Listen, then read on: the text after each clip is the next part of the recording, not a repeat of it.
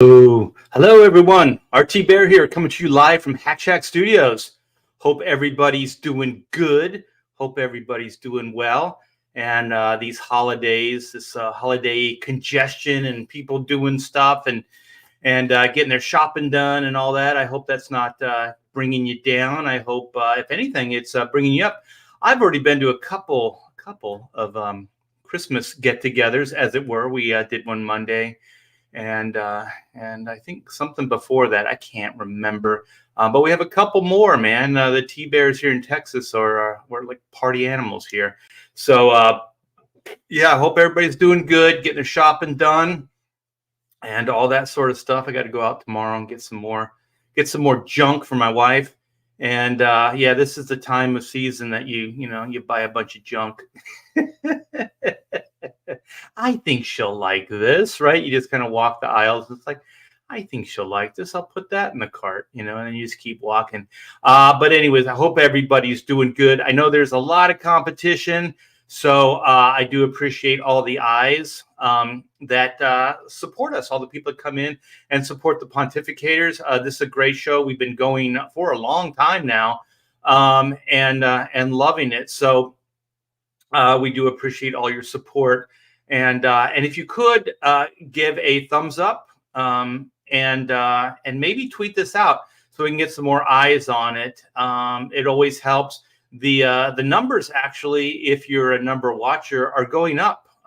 Pontificators, since we came back, the numbers are going up. So that's great. That's great, and it's all because of you guys out there. So without further ado.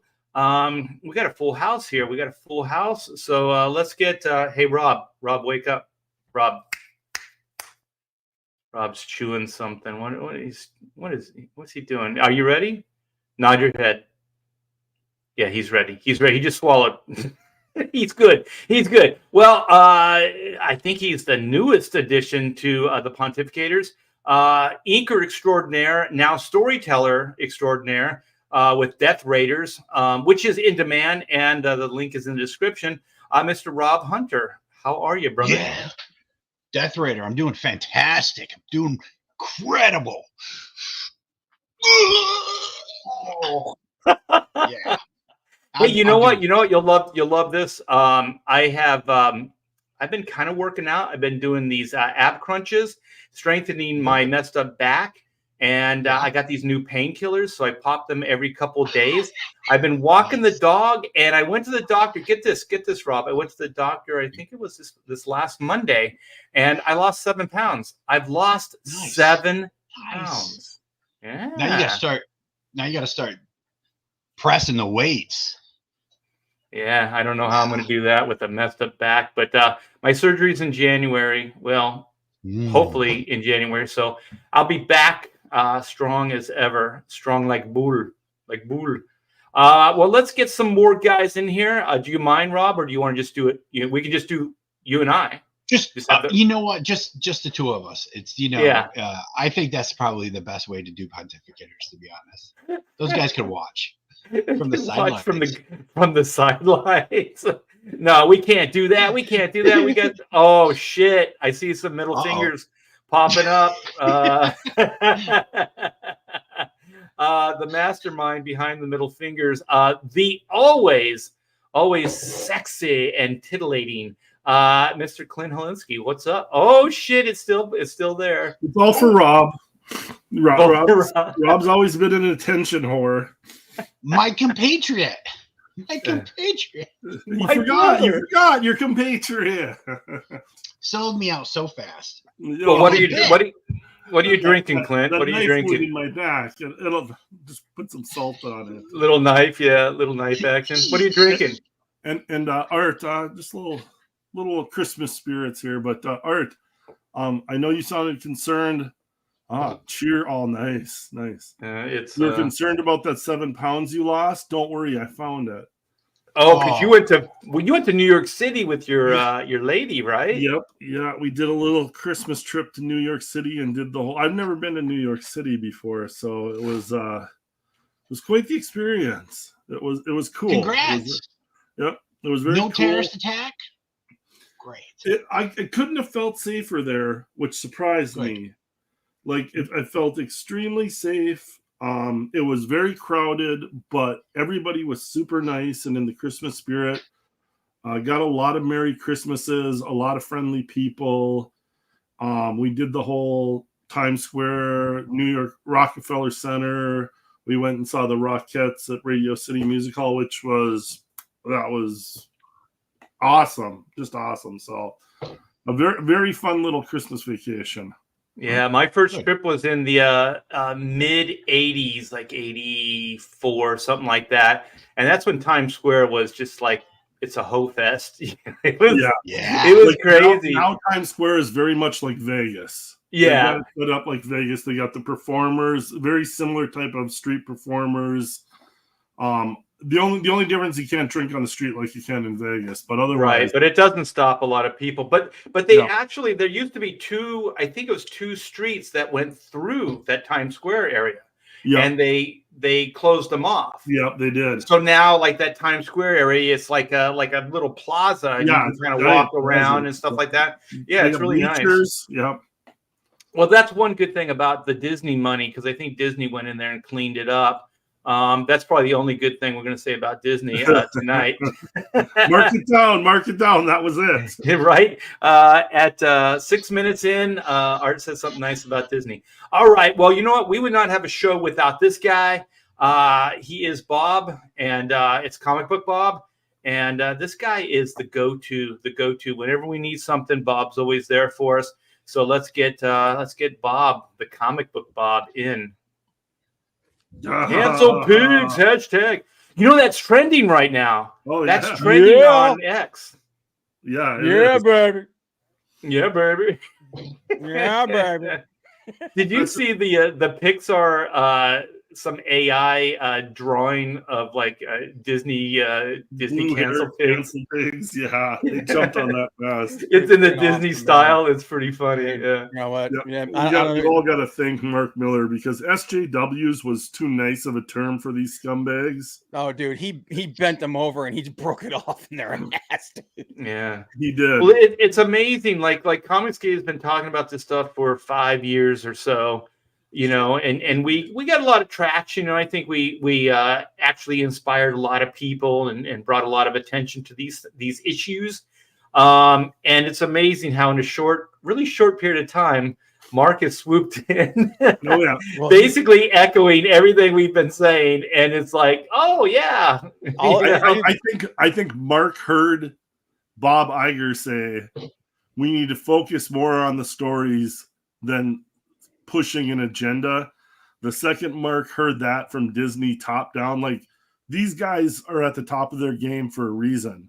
Yeah, they can see things that not everybody is seeing happening, and they'll pounce on them when the time is right. The thing that's great about this whole thing is that because Mark came out and said that, and literally like they have no power, everybody else is starting to come out of the woodwork now too, going, oh, so we don't have to be afraid of these guys. Exactly. Yeah, it's safe. Well, let's get the rest of the guys in here. My partner in crime, Mr. Todd Mulrooney, we kind of came up with this show 5 years ago on the fly, and we're still going strong. So how you doing, Todd? How you doing? I'm doing really good. How you doing? I'm doing good, man. All right. Hey, you got to do this. You got to do say how you doing now. How you doing? How you doing? See, that's it. How you doing? How you doing? He's got that accent. It's awesome, man. Hey, how you doing? How you doing? How you doing? All right, and this guy, we don't understand this thing he says, and it's not just because he's a foreigner.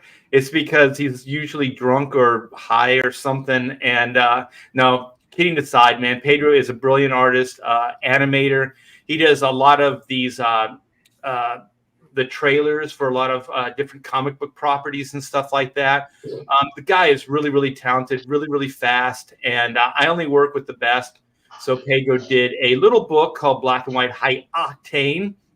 He illustrated that, pencil inks and colors. Without further ado, Mr. Pedro Eng. Hola. Bienvenidos a Pontificadores en español. How you guys doing?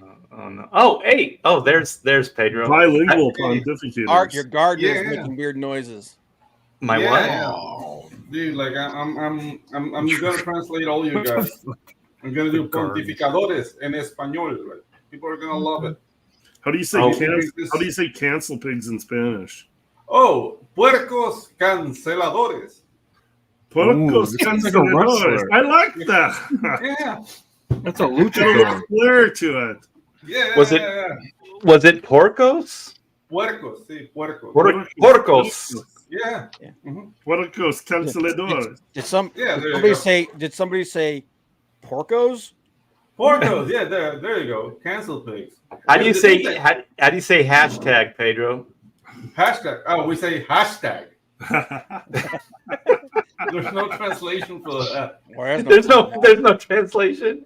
Art Nah, didn't even realize he was bilingual. Yeah, already. exactly. Dude, the thing is, like, we do kill pigs for Christmas down in Panama. Oh, Yeah, we all kill Cancel pigs. pigs. Bacon. Oh yeah, dude. Mine is sat down out there. Like he's gonna get it. Christmas ham. Oh. Christmas ham is the best. Yeah. Yeah, dude. I didn't know that ham was a pig until now. I can't eat Wow. ham What? anymore. Yeah. Wow. Very One- sheltered. Oh. One of the Very greatest sheltered. lines, one of the greatest lines in TV history is Homer Simpson. Oh yes, there's just some magical animal that bacon and ham and pork and chops and all this stuff comes from. Yeah. Yeah, it's weird because pig is pork, but chicken's just chicken and turkey's just turkey. Yeah. They don't have any foul. fancy name. They're called Foul? That's foul. Yeah, foul. That is so foul. All right. Well, we were riffing a little bit on Miller World, Mark Millar, Yeah. and I guess Mark Millar has turned a phrase that has gone viral. I think right now it is trending on X, and that is cancel pig. Cancel Cancel pigs. pigs. Yeah, yeah. Hee. Little piggy. And let me see. I got this queued up, and this is just a little bit of backstory before we get into it. And in case you guys don't know, this happened a couple days ago, and Oh yeah. this is a retailer named Glenn O'Leary. And let me just read. This is from Mark Millar on his X account. The bullying of retailer Glenn O'Leary was the turning point last week. The change in the air was palpable. The association or the absolute cruelty of these digital mobs was very, very visible to all, and this won't be tolerated going forward. Glenn, you saved comics. You are Spartacus. So if you guys don't know, Glenn has got a YouTube, and he's a retailer. I think he's been in the business for about 30 years. And so he has basically did a show where he talks about the hardships of his comic shop. And he does blame Marvel and DC and a lot of the more woke things that are taking over comic books. And I listened to it. Oh, what's that? Yeah, he took it out on writers, really. He said, like, dude, like, I don't need to know your story. Write the characters. I don't need your insertion. Your life is boring, and I don't want to know about you. And I think that's kind of like what Twisted, like the Twisted Knife, was that he called all the writers lame. So, because they are. Yeah. Well, you know what? Get thicker skin and stop writing about your yourself. We used to call that. What did we used to call that? Vanity press. Like, well, no, vanity press. Where like a lot of the indie books were like that. They were very personal. They were about their lives and things like that. And I'm not saying that they were bad or anything, but they usually or traditionally didn't sell that well. And then like the Marvel DC stuff sold better. And they were usually like, if you wrote Peter Parker, it was about Peter Parker and Spider-Man. It wasn't about the writer pretending to be Peter Parker and basically writing about himself. So that's what Glenn's his beef was, and I listened to it, and it seemed very constructive, and it didn't seem overly negative, but there are some people that are very, very sensitive, and they just see this stuff, and they just overreact. A certain crowd got very defensive very fast because they knew this was aimed directly at them, and they're like, these cancel pigs, they're squirming right now, which I love to see, because they kind of can hear the bell starting to toll, and it's tolling for them. They don't sell books. They're a cancer in comic industry from the inside. They would rather see these comic book retailers destroyed. They don't want the direct market anymore. I've seen a bunch of great articles out there.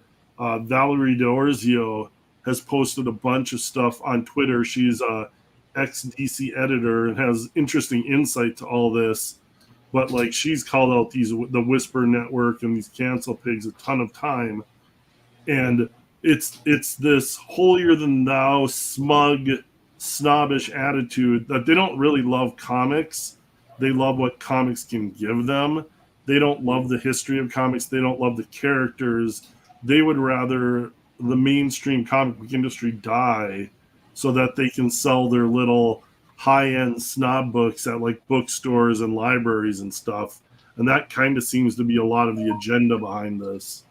But even the sales is very, very secondary. This is Penny Parker. She's a journalist, and she writes for Bleeding Fool. And actually, between her and Chris Brawley, they gave the Pontificators the lead on the Whisper Network, and we actually broke it before anybody else.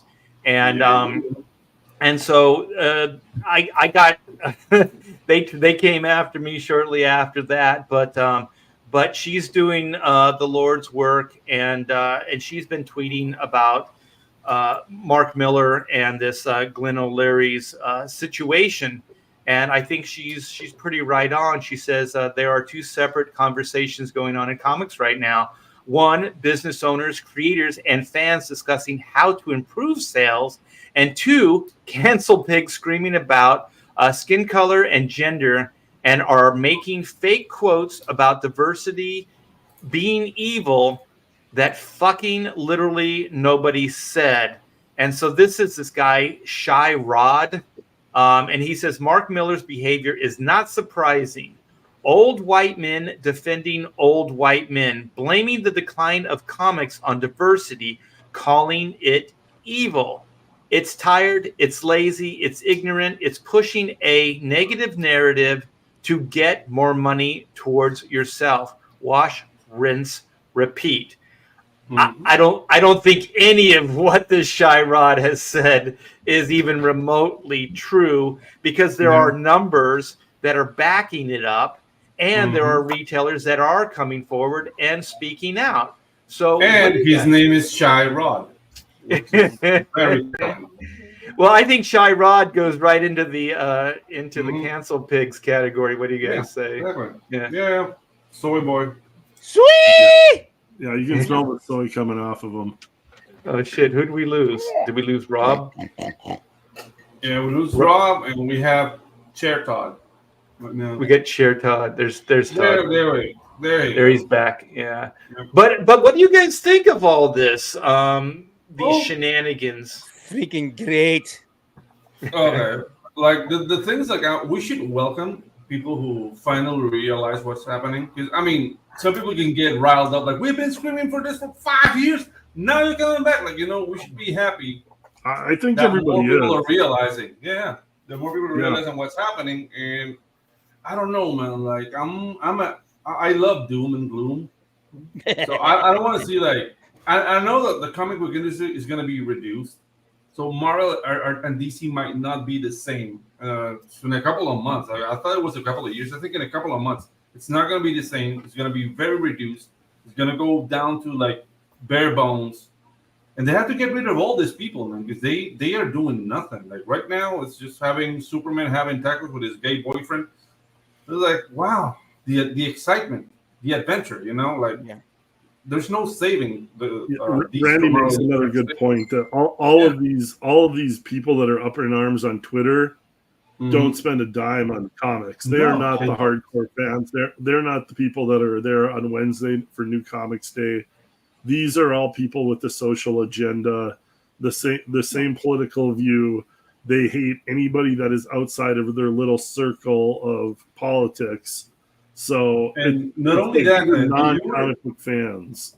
Yeah, well, I think Todd has something to say. Okay. Todd raised his hand. Go ahead, Todd. Yeah, that's very interesting. Hey, me. No, I watched that thing today with Mark Millar and those retailers. I think he must have told them, "Hey, I don't want to talk about this, and that. I want to talk about your survival, how you're surviving," and that's really what that was about. There really wasn't anything that they talked about really about solving any issues, because I think they feel defeated because no one's listening. And I mean, when they go to retailer summits and talk to the big two and stuff, they're not listening at all. Hey, Rob's back. Sorry. So I don't, they didn't really go into what's in the books and how bad they are or whatever. They were just really talking about the business. Yeah, the business and what they do to survive, what they sell, what they try.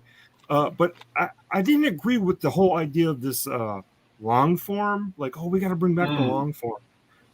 That's not something I agree with. I think where we've gone wrong, and there really isn't a cure, is you didn't nurture fans when you had the chance, right? Well, let me back up. Okay, so long form, that's long form storytelling, right? I mean, that's like the Bendis stuff, the Mark Millar stuff in the early 2000s. And so then the others, like the more traditional, are like one and dones, where they kind of tell a condensed story in 22 pages with like ongoing, storylines, like little side subplots and whatnot. Yeah, subplots. Their perspective is, we don't have anything that we can package and sell like the Dark Knight or any of these books that I have on my shelf. These are all graphic novels and stuff, or put together trade paperbacks in prestige format. They're talking about, nobody's writing these really great stories that we can. But that's not the cure. I mean, that'd be great if somebody wrote a great story, because great stories will bring people out. People are going to the store to buy Nightwing, believe it or not. But that's not the answer. The answer really is about, cultivating new readers. And if you can't do that, if that's not a possibility, then it's just gonna die. Yeah, I mean, you have to bring new blood in. I mean, that goes without saying. But these people don't understand it. They'll shoot themselves in the foot, constantly. And the people I'm talking about are the people that are speaking against it, and thinking somebody like us. Like I did get a few a little bit of pushback on the last Pontificators, where we were talking about Mark Millar. And I just want to clarify, we're not bashing the guy. Like there's a difference between like being critical and trying to be critical, see the problem, and then address the problem to all of us here. And hopefully the people that are listening, that's the only way we can work on things. It's the only way we can get better. But a lot of people think if you say it, then it becomes it. Like if we say the industry is bad right now, the sales are down, they think because we said it, then it happens. But the only reason we're saying it is because sales are down. You know what I mean? But that's the way they kind of live in a fantasy world where they think and to some extent they're right. Like some thought it does become reality, but you still have to work towards it and all this other stuff.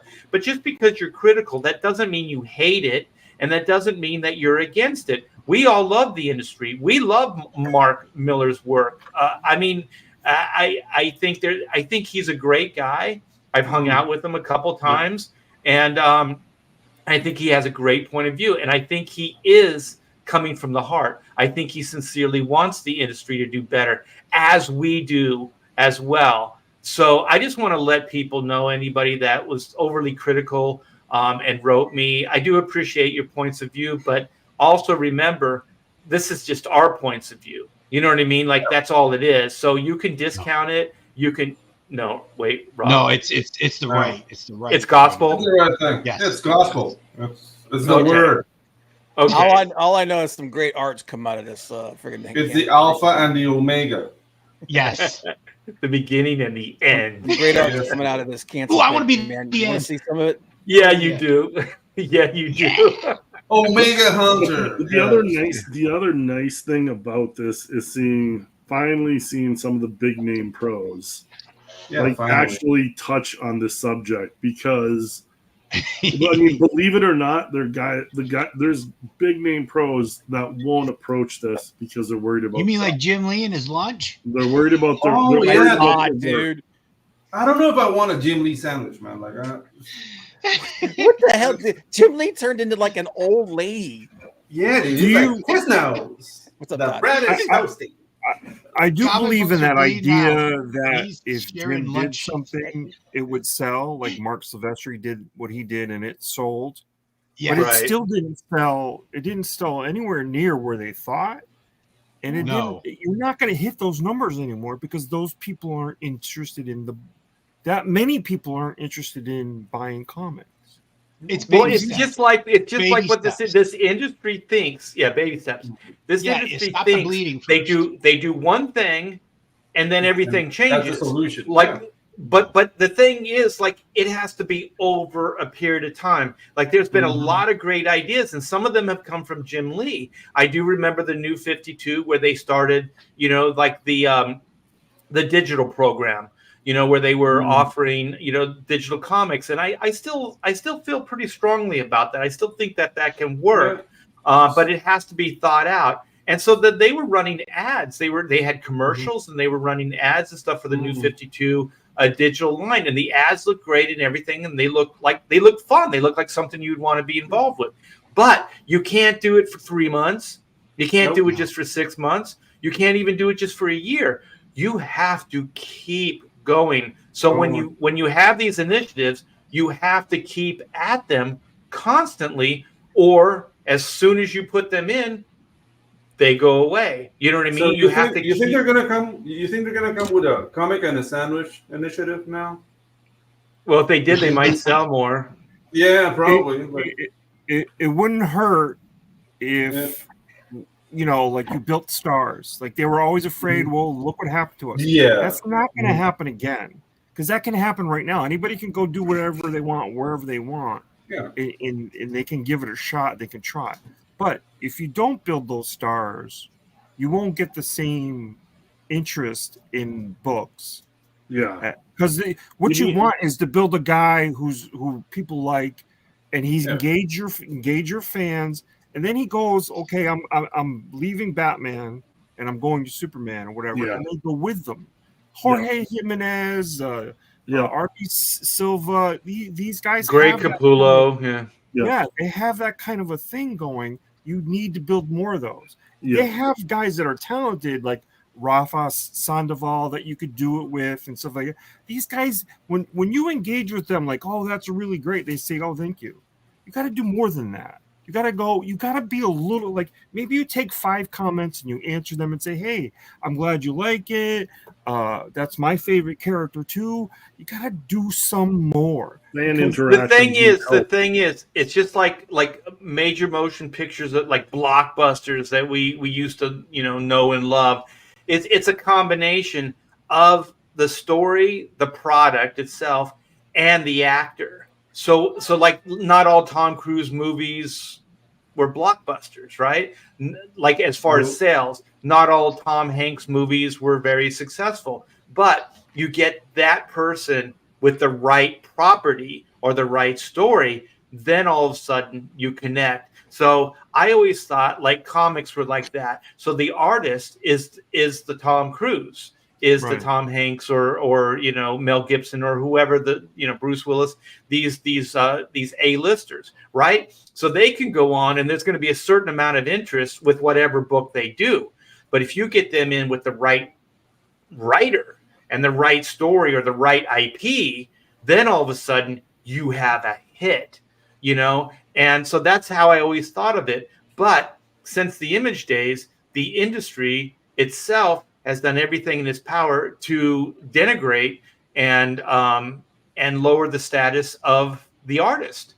You know, so they don't want any superstars anymore. They don't want that. So in essence, too, they're shooting themselves in the foot because they have marquee names that they could use to help sell their product, and they don't do it. Yeah. Like that's asinine, right? And it's just over a belief. Like, well, we don't want to make any more superstars. Well, do that and see how it goes. And that's what we're seeing. No superstars, no sales. Art, I got a question. I've got a question for you because you know, like the big guy, you know all these names that are going around here. You've hung out with these guys. You've worked with these guys.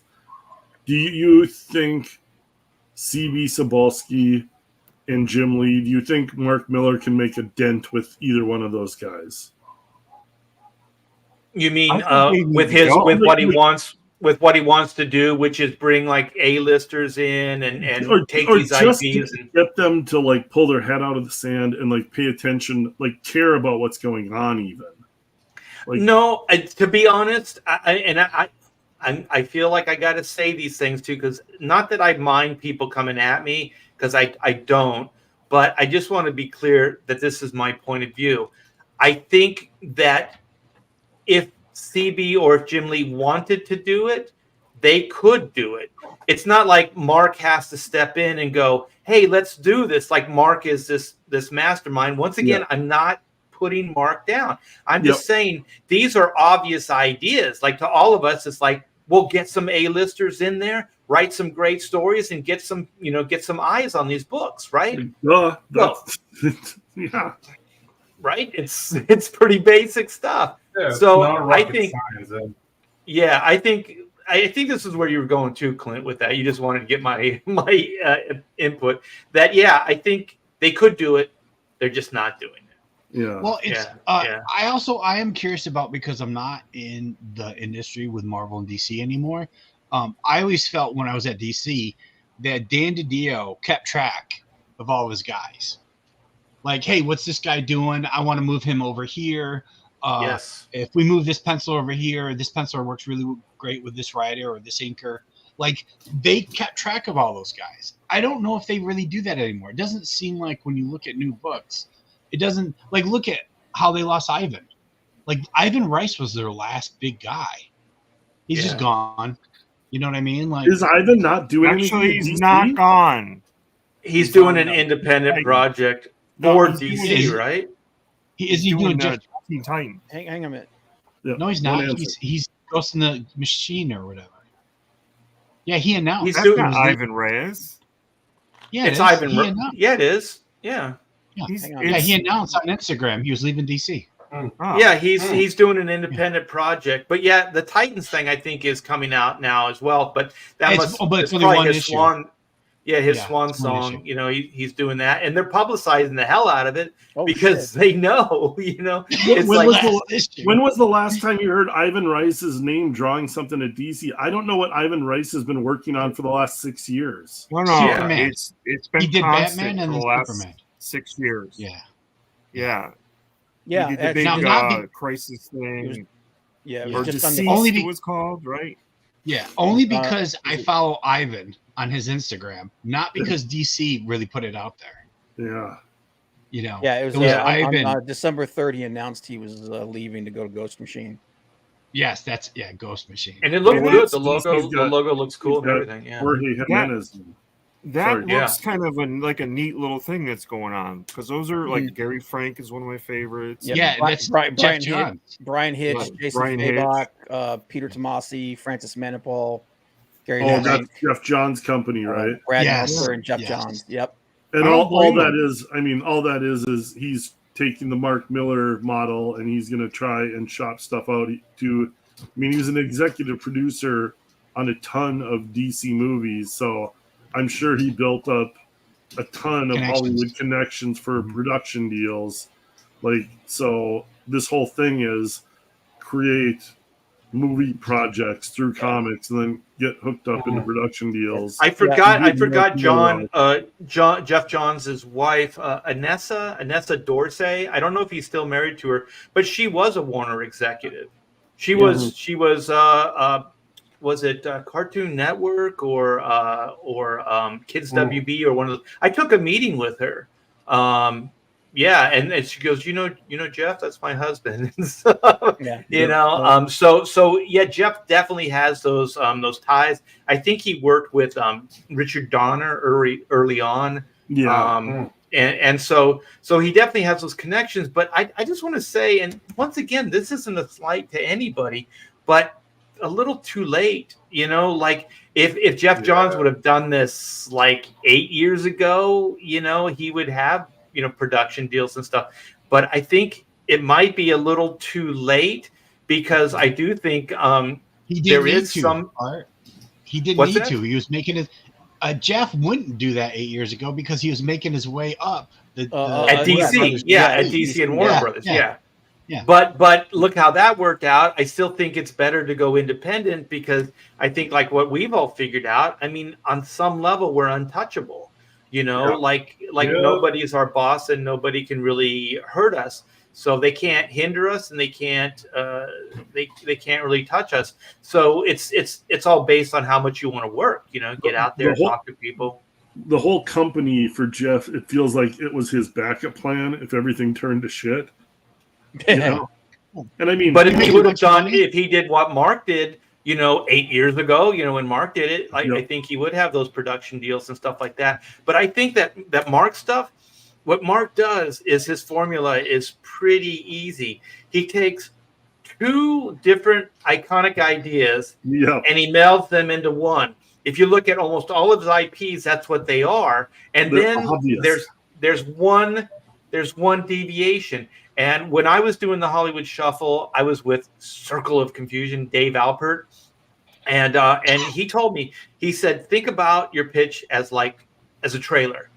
He said, so there's 3 parts, beginning, middle, end, right? That's usually how stories and all that stuff goes. And he said, the first 2 parts are things that are familiar. Like one part, like, oh, that's like Ghostbusters.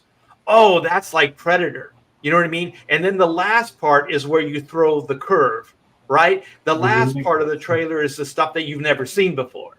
You know what I mean? So you get this like this kind of familiar beat, like, oh man, that's cool. And you might not even know it. It's like, oh man, yeah, this is really cool. Of course, it's like Ghostbusters. And then the second part is like goes into the Predator part, and you're like, oh shit, this is cool. And then there's the twist. And then you're like, oh shit, the Ghostbusters are the Predators or whatever, whatever it is. Like they're Predators, but they're like Ghostbusters and they're going out, I'm taking notes. Kill spiritual Predators or fallen Predators. I know my next project is Ghostbusters Predator. But see how it practically writes itself, and it's easy. It's easy to sell. Like you could do this all day. I used to think like I had to come up with an original idea, but apparently I was working too hard. Well, was it Pablo Picasso said that good artists copy, great artists steal. Yeah. So that's horrible. But like more power to him because like also Hollywood's doing what Hollywood does to these properties because like Wanted, was it Wanted that they did early on? That was nothing like the comic book. Bastardization. Yeah. Well, that part of that's because they only had like half the first issue done to show. But it still had nothing to do with superheroes or anything. It was like bending bullets and weaving some kind of fabric or something. Angelina Jolie. Yeah. Hey, it got Mark Millar on the map. It tied him in with that director, who those 2 guys have made a ton of movies and comics and money together. So that worked out pretty well. Oh, what is that guy's name? Kenzie? The guy who does Kingsman movies, right? Is he the one guy the British guy that did the one X-Men First Class? Is that the same director? That's like that. Matthew Vaughn. Is that Matthew Vaughn? No, the that's movie writer. Wanted was a guy named Timur Bekmambetov. No, that's No, not we're it. talking about the director. Yeah, it might be yeah, that the director. Matthew. What's the Look at name the of the director director? for Kingsman, Bob. Oh, okay. Well, you guys are talking about Wanted. Yep. No, I know, but Let's see here. They're all blurring together. yeah. But anyways, yeah, I like that guy's work. You Matthew know, I Vaughn. thought for Matthew Vaughn. Yeah, that the first Matthew that Vaughn. first class. That's what I That was said. the best X-Men ever. I thought. Yeah. That was the best. Yeah. You didn't like it? It was No, Rob was spouting off there. Oh. You're discounting Rob. Yes. So Oh, Yeah, it is. just- you want to? You know what, Clint? I can bounce him. I can bounce him for you. Now that we've talked about See, cancel pigs. If You guys wanna- if you bounce Rob, his internet won't let him get back. That's why I didn't do it. Actually, that's exactly why I didn't do it. Yeah. you guys want to I'll hit have the to Disney restart thing? the coal stove. What's that, Bob? Yeah. Was it Todd? What did you want to say? I wanted to expand a little bit about watching that whole retailer thing. They love this, and I get the passion, right, of wanting to own a comic book store and how many years they've been doing it and stuff like that. But one guy talked about I don't put any independent books in because That's the thing. and I'm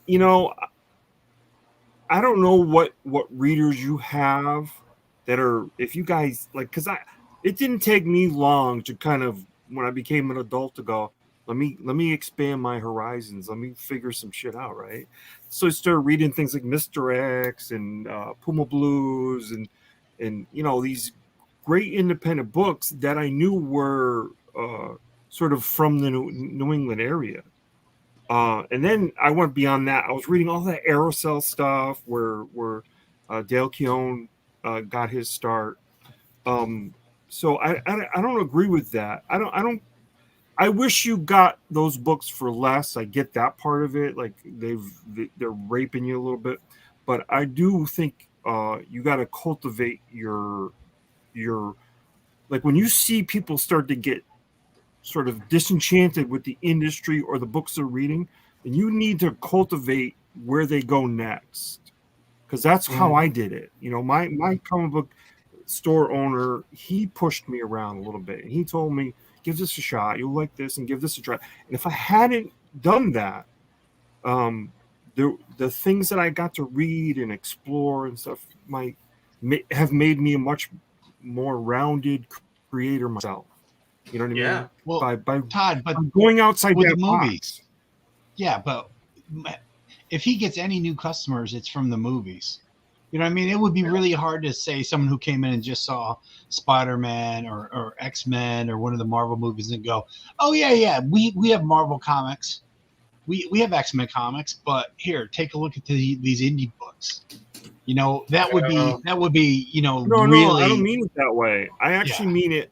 Those guys that are getting, those Marvel zombies that are getting disenchanted with the product they're getting, push them into. Oh.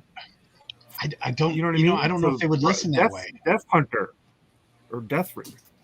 You got Everyone Death gets Hunter. the name wrong. Yeah. And it's so simple. Yeah. I'm kidding. I know the name. Death I'm Hunter. kidding. But you I get what love mean. Death Hunter. There's things out there. I do too. I mean, tell me. Okay, Once in Future was by was that by IDW or maybe it was Dynamite? No, it was IDW. Once in I only Future bought was a Marvel really good DC. book. So Huh? Marvel DC Image. So I honestly, my perspective is different because I only bought Marvel DC and then Image. Well, in I never the bought day, Image. I mean, you missed out, Rob. You missed out.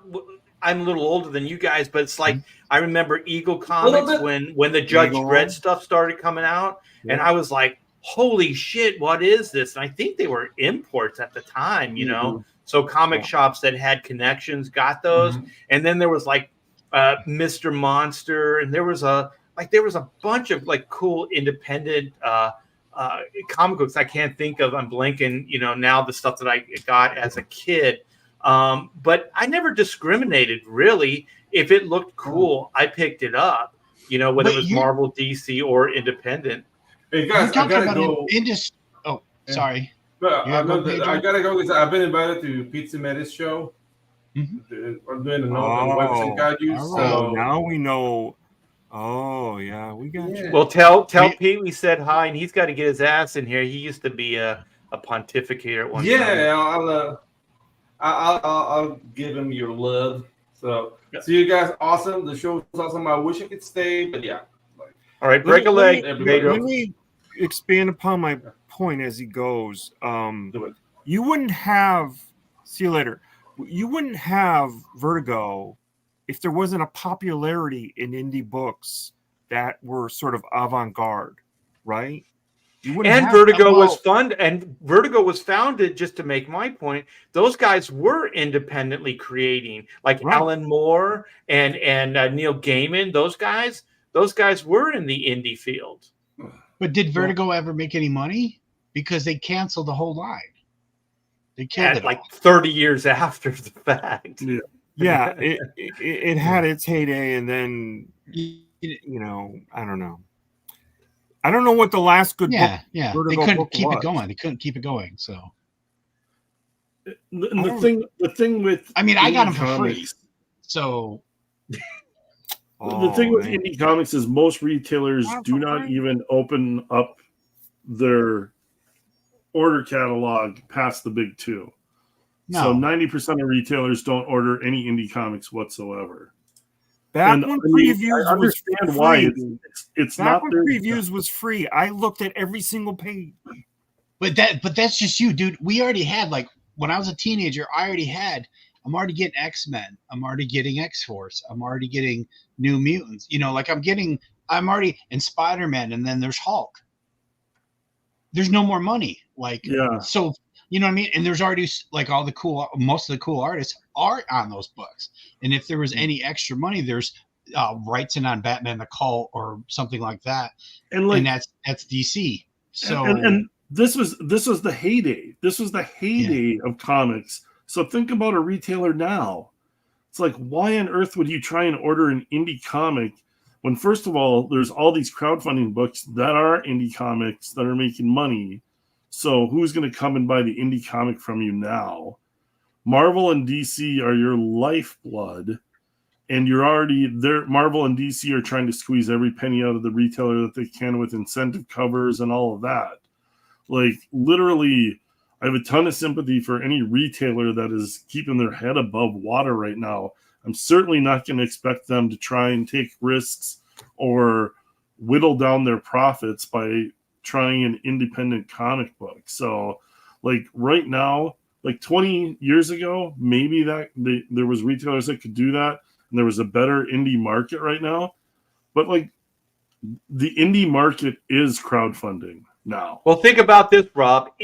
Image Comics was an independent publisher. Those were indie comics. Yes, they Jim were. Lee and yes, guys. They were. All you guys, all the superstars who had already made $1 million went over to Image, and myself and all my friends, we all moved over to Image with you guys. And so you can't really see Image as independent. Hey, Clint, do you have a middle finger for me to give to Rob? Look, my eye is always itchy. Yeah, it's a little itchy. Sometimes indie books don't have artists that I like. It doesn't mean they're not a good book. Like, I'm not a big fan of Sean Phillips, but Matt Fraction. I can't believe you said that. I know. It's just not my thing. But the guys he's working with, right? You don't know who he is. He's good. He's really good. Oh my God, he's not. He is good, but it's just not my thing that I'm going to put money. Right. It's really solid, but it's not. It's very like sterile, isn't it? He's like really clean and tight. Really clean, yes. Right. Yeah.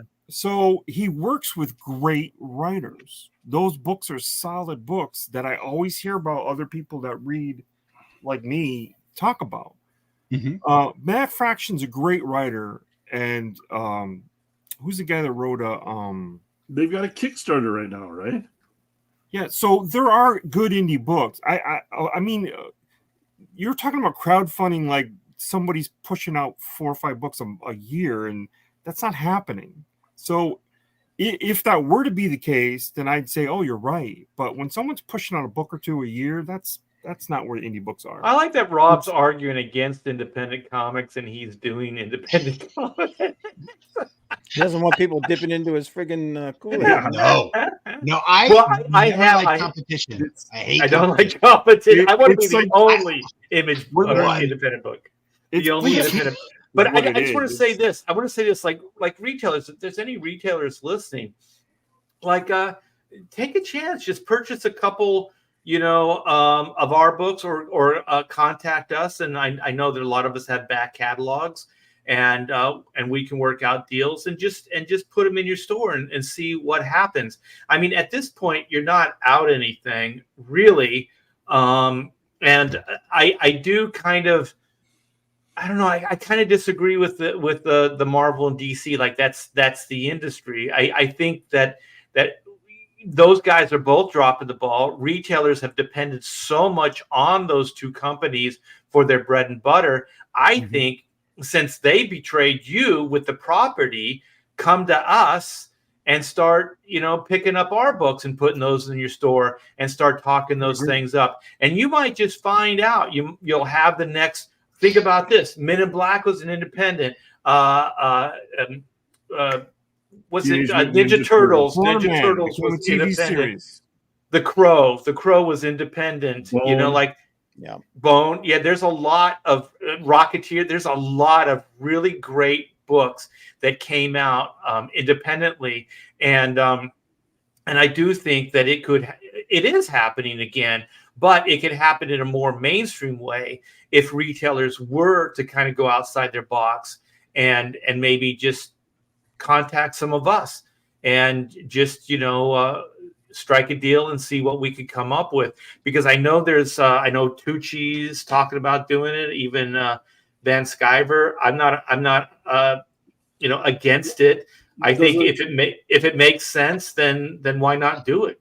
Doesn't Lady Death Polito always has like some sort of retailer tier in his book, so they can order a mass quantity for their shops or whatever, which is pretty smart, I think, on his part. Yeah. Florida Man had a retailer tier, and I contacted over 1,000 retailers myself. How many did you sell? Yeah, how many did you sell? Throughout Florida, we had, I think, over 100 books go just to the Florida retailers alone. But it was really hard anywhere else. Good. Yeah. It was really hard to get anyone else to It's always going to be hard because selling something that nobody knows is always going to be an uphill battle. It's always going to be. It is. Why do you think film is just doing remakes? Because nobody wants to do the heavy lifting. Nobody wants to take a chance. Nobody wants to create anything good because they know that if it doesn't work out, their head's on the chopping block. So it's easier to be safe and to do what is tried and true. But there is no gain. You're not gonna influence the industry. You're not gonna make something like Terminator and then just inspire a bunch of other filmmakers. Stuff like that. Indiana Jones, Star Wars. You're just not going to get that. So it's kind of like, of course, it's going to stagnate. Of course, it's just going to flatline, and that gets us into the Disney stuff, where that's exactly what Disney's doing right now. Is that was a good segue. They're just kind of. At the beginning, it kind of worked, right? But then they just maxed it out because they didn't have anything really new. And then the thing is, when you do put out Elemental or something that seemingly is different and new, then it doesn't do well because everybody's already burnt out. You know what I mean? They're not willing to look at the new stuff anymore. And even Marvel is just repeating the formula, with all the movies and everything. And then they're bringing stuff that nobody likes, which is the woke stuff and the switch and bait. It's like, well, Thor's now a female and, all this other, malarkey, so, they're killing their own brands. Can I ask you something, Art? A serious question. Sure. Do you think that some of the prices that you've seen for autographs and stuff is also part of you're really turning people off, because I didn't mean to make it sound like that, but you think like, oh my God, it's going to cost me $100 to get this guy's autograph. Do you think, like, I personally wouldn't pay a dime for anybody's autograph, but that doesn't mean there aren't people out there trying to up the value of their books by getting it autographed and this, that, and everything. Do you think that's somehow hurting the industry in any way? Yes. You mean like making it collectible, like a collectible by signing something? Like someone charging ridiculous amounts of money for their signature. Well, yeah, because it always means that there's going to be less money for other things. Right. If you're charging like $100 for a comic and the kid has $200 and it's $100 for the signature, then that's. I need to take a drink for this one. This one's boggling my mind. I have an answer. I would say it's everybody for themselves. And if that kid decides that signature is the thing that he wants to spend his money on, then it's a free market. It's a free market. No one's saying that they have to do that. It's true, but it's going to be the final decision. And so if somebody's more popular, somebody's the hot artist, and spending that money on that signature, dude, and people will bitch about this. Oh, you're going to turn this around on eBay? Well, if you can turn it around, if you can spend $200 on that signature on that comic, turn it around on eBay and sell it for $500, that means some other person is willing to spend $500 on Well, nothing is more discouraging than, like, in the day, we used to do sketches for free at conventions and book signs. Oh, yeah, and they turn them around, yeah. And then they turn around and sell them. So the thing is, I started charging and then slowly going up in price, and now it's a premium to get a drawing from me. Yeah. And you know what? The more it costs, the more business I get.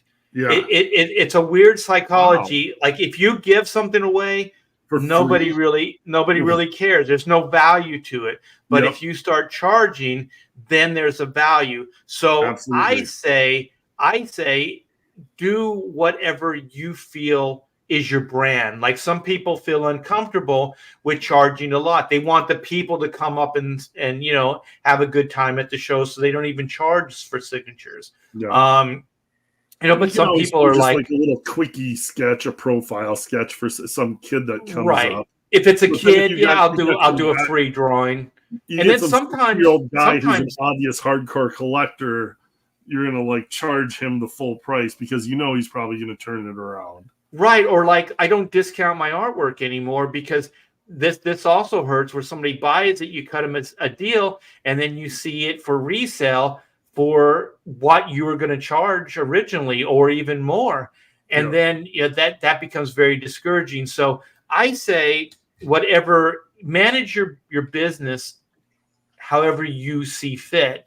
So if you want to kind of be the everyman and give away stuff, and that's fine. There's no right or wrong. But if you want to be that guy that everything's at a premium, then that's cool as well. I think it's all what the market will bear. You know what I mean? Like if the market will bear. Oh, go ahead. Bottom post or the second to bottom post, Jerry Rasco's, because I think there is a certain limit, Art, and I mean this seems outrageous. Yeah, but you know what? I'll tell you, I was riding high. There were a lot of people coming in asking for stuff. So Jerry, I'm sorry you got caught up in that, but when you know what? Kidney, the market was there. Man. He's like, this is a good looking kid. I want it. I was hanging out with Art at a con, and the next morning I woke up in a bathtub full of ice. And I'd rather sell a million. I'd rather sell comics at $0.25 a piece to 1 million people than anything else, because then I can still sell the action figures and the posters and everything else for the market price. Maybe, but then would you sell those for next to nothing too? No. Why would you draw the line? Why would you draw the line with the action figures? Because that's what comic probably makes Great money. point, Rob. Great point. Thank you. So Disney, It's all merch, man. It's all about merch. Hey, thanks, Bob. You're always the guy. I've been trying to beat you over the head with it for the last 15 minutes. Yeah, keep things Disney. going. What's Disney? What does that have to do with kidneys? Disney's kidneys. Well, if they don't quit screwing around, they're going to be selling theirs for money. I was in back in high school. Yeah. Well, I think the Disney stuff is legendary now. Like this past year with the movies, the parks, the different franchises, the IPs that they've had to manage, which is like Star Wars, Pixar, and Marvel. Every one of these things have kind of they fit them all in a box, and then it had to been a corporate mandate, so they put everything in this one box, and then everybody had to follow those same rules. Nobody could exit the walls. Nobody could get outside the box.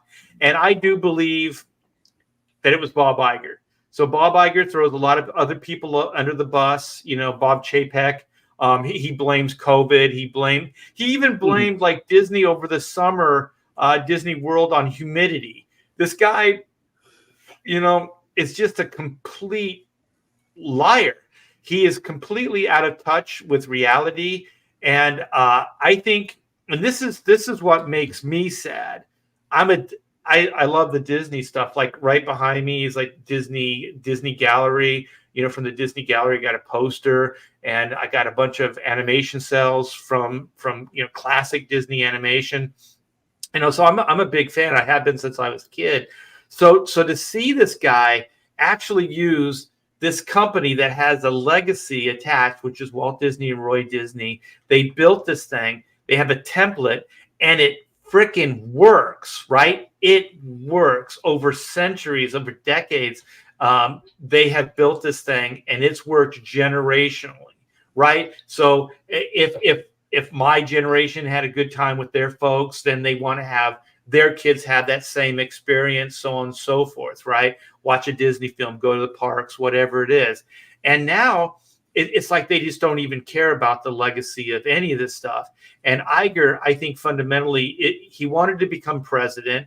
He wrote that book, The Right of a Lifetime, and just pontificated about a bunch of BS, and then the guy turns into being the biggest fraud of all time, and I do believe he just used the Disney platform to try to get presidential cachet. He really did want to do that.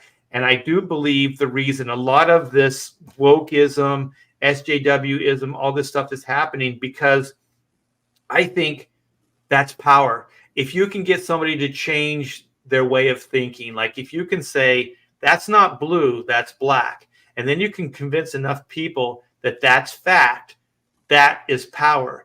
And that's all I've seen out of the leadership of Disney. And Disney is Marvel now. Disney is Pixar now. Disney is Lucasfilm now. So you see the same patterns repeating with everything. So I just think it all stems from that one guy and his ambition, his just tunnel vision ambition, and used somebody else's legacy to fucking do it. How self-centered and what a dickhead, this guy Companies is. have been doing that, though. Companies have been doing that forever. People didn't shampoo their hair every day until they did an ad market campaign saying, shampoo your hair every day to get the ladies, because the girls will like how you smell. So now marketing works, but you have to market it to something that people will find acceptable, that they'll have value to. And Disney decided social engineering didn't work. They were gonna try and social engineer and stuff their agenda down their throat. And guess what? It got regurgitated back in their face. They like sometimes you bite off more than you can chew. Disney tried to bite off more than you can chew, and they're choking on it now.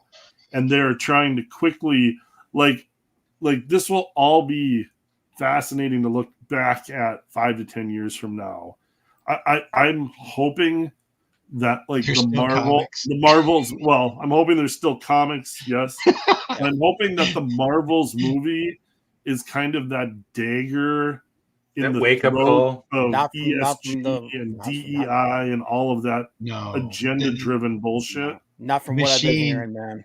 No, the machine takes too long to turn around. Dude, and the all thing those is, movies yeah. And the thing is that this stuff is like, it's affecting every company that's connected with them. Like the big news coming out today is that Hasbro's laying off another 1,100 people.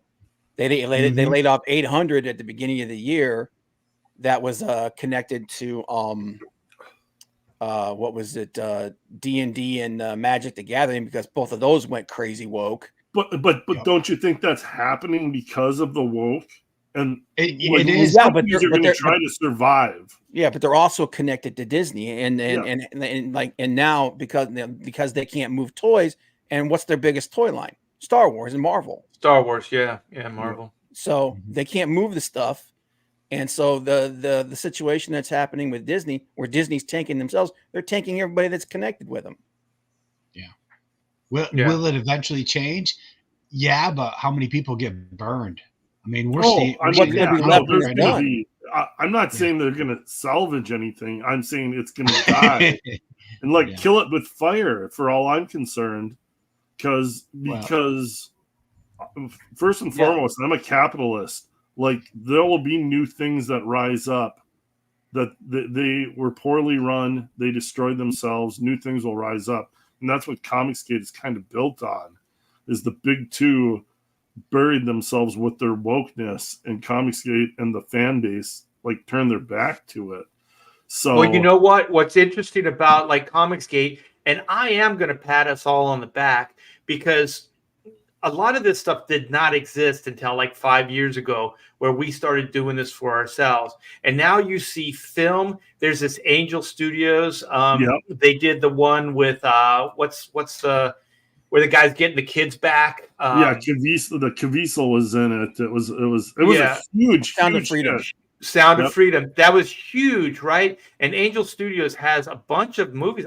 We've gone theatrically to watch some of these. I paid money for them, and they're enjoyable. There's one doing their own stuff too. There's one, and they're getting mainstream people. What's the guy that Kelsey Grammer was in one, and I forget what it's called, and we went to go see that, and it was great. It was very interesting. What's that? How many explosions? Are you talking when Kelsey Grammer was in at the end of the Marvels? But let me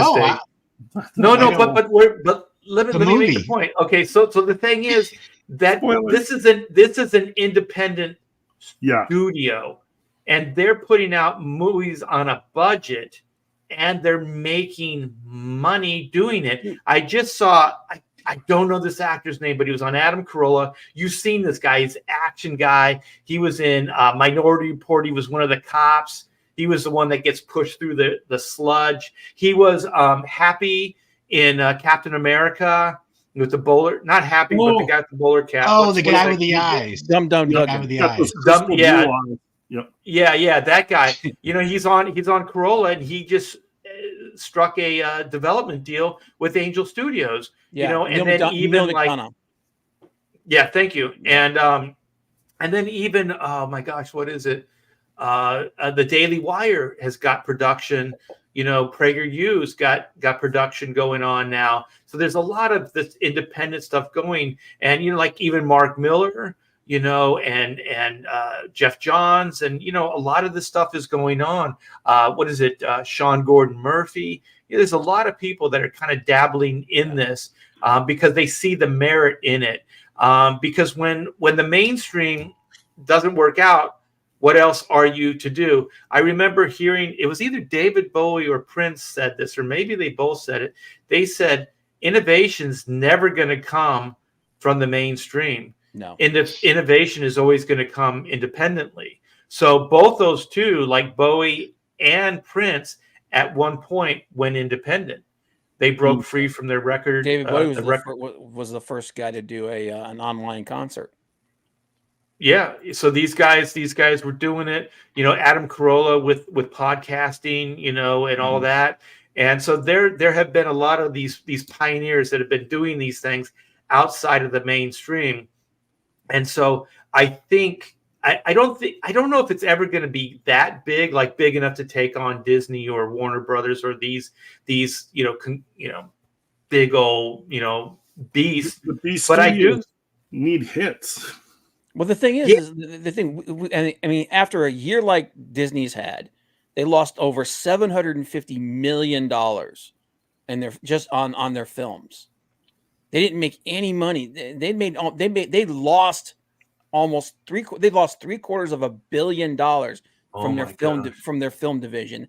They've lost the film division. Yeah, they've lost. And I believe someone said like as far as their stock value and everything is concerned, $19 billion worth of stock value. Well, I heard it's in the low 80s now. It went from 200, I think, before the pandemic or around. So $200 a share. Now it's under, it's in the low 80s. Yeah, they're in serious and they're about to get they're being sued left and right. They're being sued by 9,000 women for getting paid. They're being paid less than they were supposed to be. They're getting their investors are pulling out. The governor of South Carolina pulled them as an investment source. Yeah, all of this is happening, but they're still plugging Florida. Straight. Yeah, they're still plugging straight down the friggin'. Pels is trying to get a board seat. Yeah, but they're still going to plug away at the same thing. They're gonna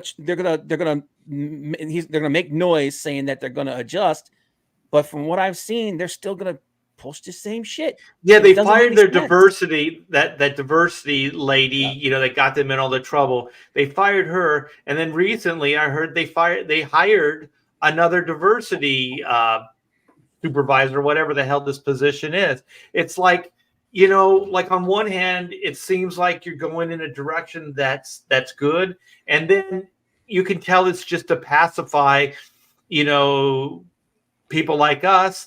And then, once they feel it dies down, then they just kind of keep going in the same direction. And the thing is, ultimately, listen, man, when you have some, I don't care, like transgender, whatever you want to do, I don't give a shit, right? But you know what? Don't tell me I should care, or don't tell me if I don't care, then I'm a transphobic, homophobic, whatever, because I don't fucking care what you do. I really don't. But when you harm other people, or when you expose yourself in a harmful way to somebody else, that's when I have a problem with it. Okay, so there's footage of this guy. Disney hired somebody for their park. It's this little dress shop for little girls, right? So the little fairies help them pick out their dress, and then they get to dress up and they do their hair and makeup, whatever, right? So it's a little girl fantasy, right? There's this greeter at the door. It's a dude in a fairy tutu. He's got a full-on beard and everything. He's got glitter on. He's got wings and shit. And he's talking to these little girls like, how can, would you like this dress? Would you like this dress? And I'm telling you right fucking now, I'm not a homophobe. I'm not any of these things. But I'll tell you, if that guy was talking to my daughter and she somehow, we got past that door and that guy's talking to her, I'd say, I'd move him aside and I'd say, my daughter likes the dresses. She likes to shop. I don't want you talking to her, and I don't want you around her, period. That's no disrespect. I just don't approve of you talking to my daughter. I think it's confusing. Or I would just leave. I'd just take her and I would leave. Just because I think this is confusing for little kids. It's like, what is this, Dad? Well, I guess men can be fairies too. I don't want to have that conversation, And that's my right? I can, look out for my daughter. I can raise her the way I want. But you know what? When it crosses the boundaries, when it crosses that, then there's trouble. You know what I mean? And that's what Disney's doing. Is they're I mean, this is entertainment for families. This is a rich tradition of family entertainment. So this is no longer family entertainment. This is fetish territory, right? This is minority. This is the tiny little number yeah, Disney's supposed to be catering to the 99.7%. The 0.3%, okay. Yeah. That doesn't have to be in Disney. They're catering to the 99%. Even goes beyond that, man, because like right now, Iger's being investigated for paying bribes and giving gifts and favors to government employees. Yeah. During that whole situation down there in Florida with that's so you the got tax stuff. Yeah, the tax stuff. So that's how you do it. You run a business. Like how are you letting this guy continue to do this, and not how are you not changing course? You're literally it's like the Titanic hitting the iceberg, and then they're turning around and hit it again. Let's get another swipe. Back it up. Yeah, let's hit the other side of the ship. Make sure it sinks evenly. And the thing is, with that thing in Florida, with the DeSantis Iger thing, it wasn't kosher from the beginning. There was an agreement with Walt Disney and the state of Florida to build what was called Epcot. It was literally going to be a community. It wasn't a theme park. It was a community. There were going to be people that lived there. There were going to be businesses. It was this whole planned community thing. So all of these laws and rules applied to that. It didn't apply to a theme park. So those things stayed on the books years and years, and I mean all the way up to now, like 30 years, however long it's been, 40 years. So you have this. So Disney's been taking advantage of these privileges, and they are privileges because in the contracts, Florida could revoke them at any time. That's the agreement. So and so they did. But the thing is, that's not against the law. You know what I mean? That's nothing. And that's what he's being sued for now, is because of all these promises. He did all this stuff for these politicians and whatnot, and stuck it to the people. Right. But the thing where I was going is what he did is like this Reedy Creek division. They're supposed to oversee the parks, but they were like a planned community. Like what do they call those? Like when you have a community, gated community, and then they have like a group of people that oversee. Homeowners Association. So they were kind of like a homeowners association for this Epcot Center, but Epcot was never built. So then they just kind of went into the theme park, but they became part of Disney. So this is a major conflict of interest. They were supposed to be a third, removed party that was supposed to look after this stuff. So now it's like Disney saying, no, Reedy Creek is separate. But like what you're saying now, Bob, is that Disney was providing favors for Reedy Creek. So if these are two separate entities, then these are bribes. They're bribing them to do certain things. So it looks really bad. Disney's saying like, oh, they were incentives, for, like job well done or whatever, but they're essentially bribes. And so, he's in a lot of trouble because these are actual criminal offenses. He could go to jail. And this is the guy that's in charge of everything. Yes. And you're letting this guy after everything that's happened, after letting what's his name? Run Marvel, the most profitable friggin' franchise maybe in film history. Right? That and Star Wars, you're letting these Kathleen Kennedy and what's his name run this thing into the ground. You're in trouble, with the government and everything, and you're still having this guy in charge plotting the course for your company going forward. Yeah, well, sure. It doesn't make any friggin' sense. Have you looked at Congress lately? Just because it's a shit show, but same thing. It's the same thing. Don't you think we kind of knew? I'm sure he's surrounded by people protecting him at every corner. I understand that, but and that's why that Nelson Pells is trying to do like a hostile. Yeah, he's trying to do a hostile takeover. What were you going to say, Todd? I was going to say, don't you think we knew we were kind of fucked when women fought against straight men instead of the cross-dressing man going in their bathroom? Yeah. I mean, we were kind of fucked right there. You know what I mean? Yeah. They'd rather fight against us than some weirdo going into their bathroom for a pee. It's crazy. Like it's that whole idea of like, put red ants and black ants in a jar. They won't do anything to each other until someone shakes the jar. Bob Iger's the guy shaking the jar, and he got caught shaking the jar, and they're still not going to do anything about it. Yeah, It's like, it doesn't make any goddamn sense, man. Oh, Randy Howell, I got to read this. Okay, Universal will dominate Disney in the parks next year. Yeah, 2025. I don't know if it's 2024, but it might be late 24. Universal has this thing called Epic Universe, and I follow the development of this park.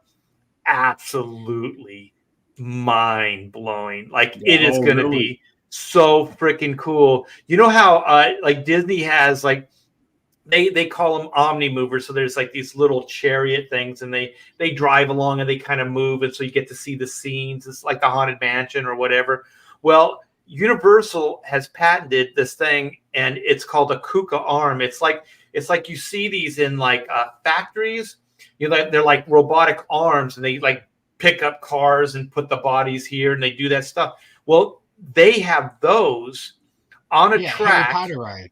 Yeah, they have them on a track, and then the KUKA arm can not only go in and out, but it can go up and down, side to side. Mm-hmm. So this thing can move anywhere. So you're basically seated on like the grip part of the arm, but you don't see it because that's all underground.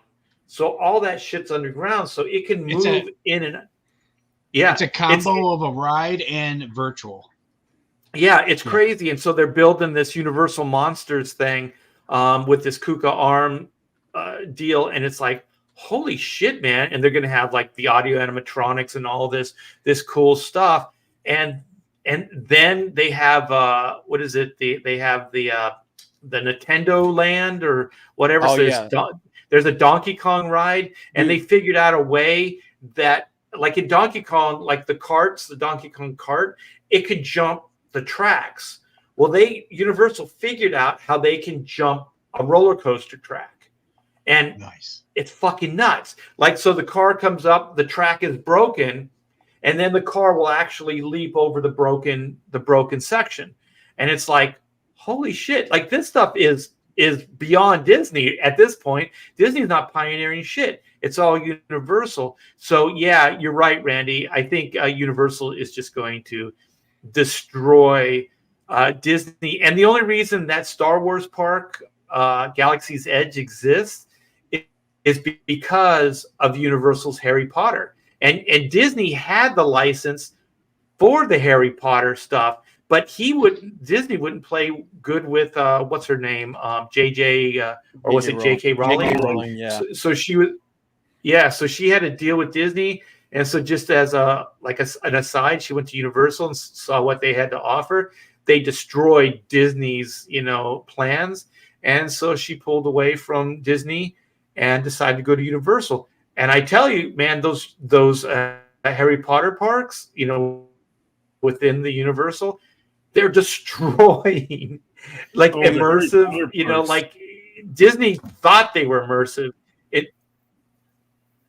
Until that. I mean, the Harry Potter, just think about this. You can go to that Ollivanders or whatever, and you can pick out a wand, and they have the whole ceremony. The wand finds you, right? The wand picks you, you get the wand, and then you don't have to buy the wand. You can go through all this for free, but if you want to buy the wand, you can. And then you can take the wand, and then there's all kinds of interactive things through Diagon Alley or whatever, and you wave the wand, and things they'll move, they'll do whatever, they'll animate, right? Disney, Star Wars, you can go build a lightsaber, right? But you can't carry it, or you can't even have it exposed in the park. They give you a carry bag, and if you pull it out, they ask you to put it back in the bag. What the fuck? Yes. I live in Florida, so I've been to Universal and Disney parks. When they say that they didn't do so well with Disney World because of the humidity, that's BS, because more than half the people that are at Disney World are from places a lot warmer than Florida. So it's total trash. It's total BS. Well, also the park's been open for 40 years and they never used that excuse before. You know? It's been humid before. Yeah. But I know I'm going on these like little rants, but I just love this stuff. So there's one other thing I want to mention about Disney and Star Wars. Okay, so they built this galactic Star Cruiser, right? And so basically it's a themed hotel. So I think it's like $2,000 a night. How much? $5,000 a night for a family of 4. Yeah. Oh shit, man. Okay, so $5,000 a night, or like for 2 nights or whatever it is, right? So you go there, you check in, and it's kind of like some kind of launch bay, right? I mean, the idea is pretty cool. And so then you get in this launch bay, and then they launch you up to the ship, right? So I guess this is fairly convincing. So then you're in the ship now. And so then instead of windows, you know, that you see, you know, the courtyard or whatever, you see space. And so I guess it's like LARPing. Like you go there and there's like storylines and there's characters and stuff like that you can interact with. So I guess that's cool. It's not my thing, you know, and it's supposed to be a luxury vacation. What's a luxury vacation without what? I always think of a luxury vacation as like golf course, right? Yeah. Spa, at least the fucking pool. None of those things, right? Yeah. You get none of those things at this galactic. You got a super chat. Oh, Yellow Flash in the house. Oh, Yellow Flash. I hope you got my message the other day. Thank you for posting that Fantastic Four cover. That was awesome to see. Yellow Flash, if you don't know, he's a brilliant YouTuber. He talks about this stuff a lot. I hate to say it, but, well, maybe I won't. I was going to say he's a little better than we are, but I think he's really good. He's really good, though. So go check out Yellow Flash's YouTube.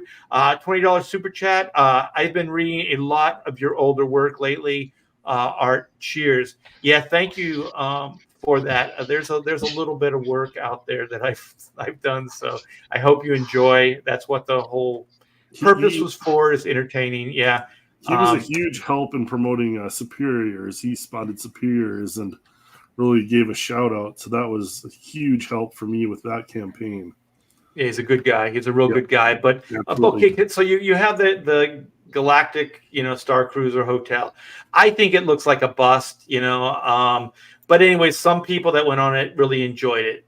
And so then at the end, or like the second day or whatever, you go to, you know, like all like boat cruises, there's like a port of call, right? That you get to get off the ship and go and see, you know, the local, you know, activity, whatever, buy souvenirs, whatever. So this, you take a shuttle, which is a delivery truck. You get it, but it's disguised. Apparently, I don't know how they do this. That's convincing, you know, because it seems like you'd hear the highway and you'd hear the transmission of the truck and everything.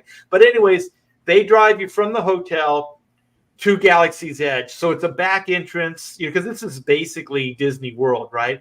So they bring you through the back, and there's a special entry. And so then you enter in. So you're not supposed to see anything other than what they want you to see, right? So then you come right in, and then there's this place called Batu. It's some kind of like port.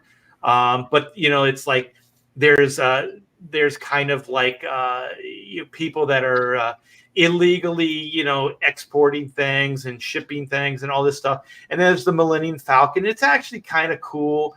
There's a ride called Rise of the Resistance or whatever, which is fucking phenomenal. It's crazy looking.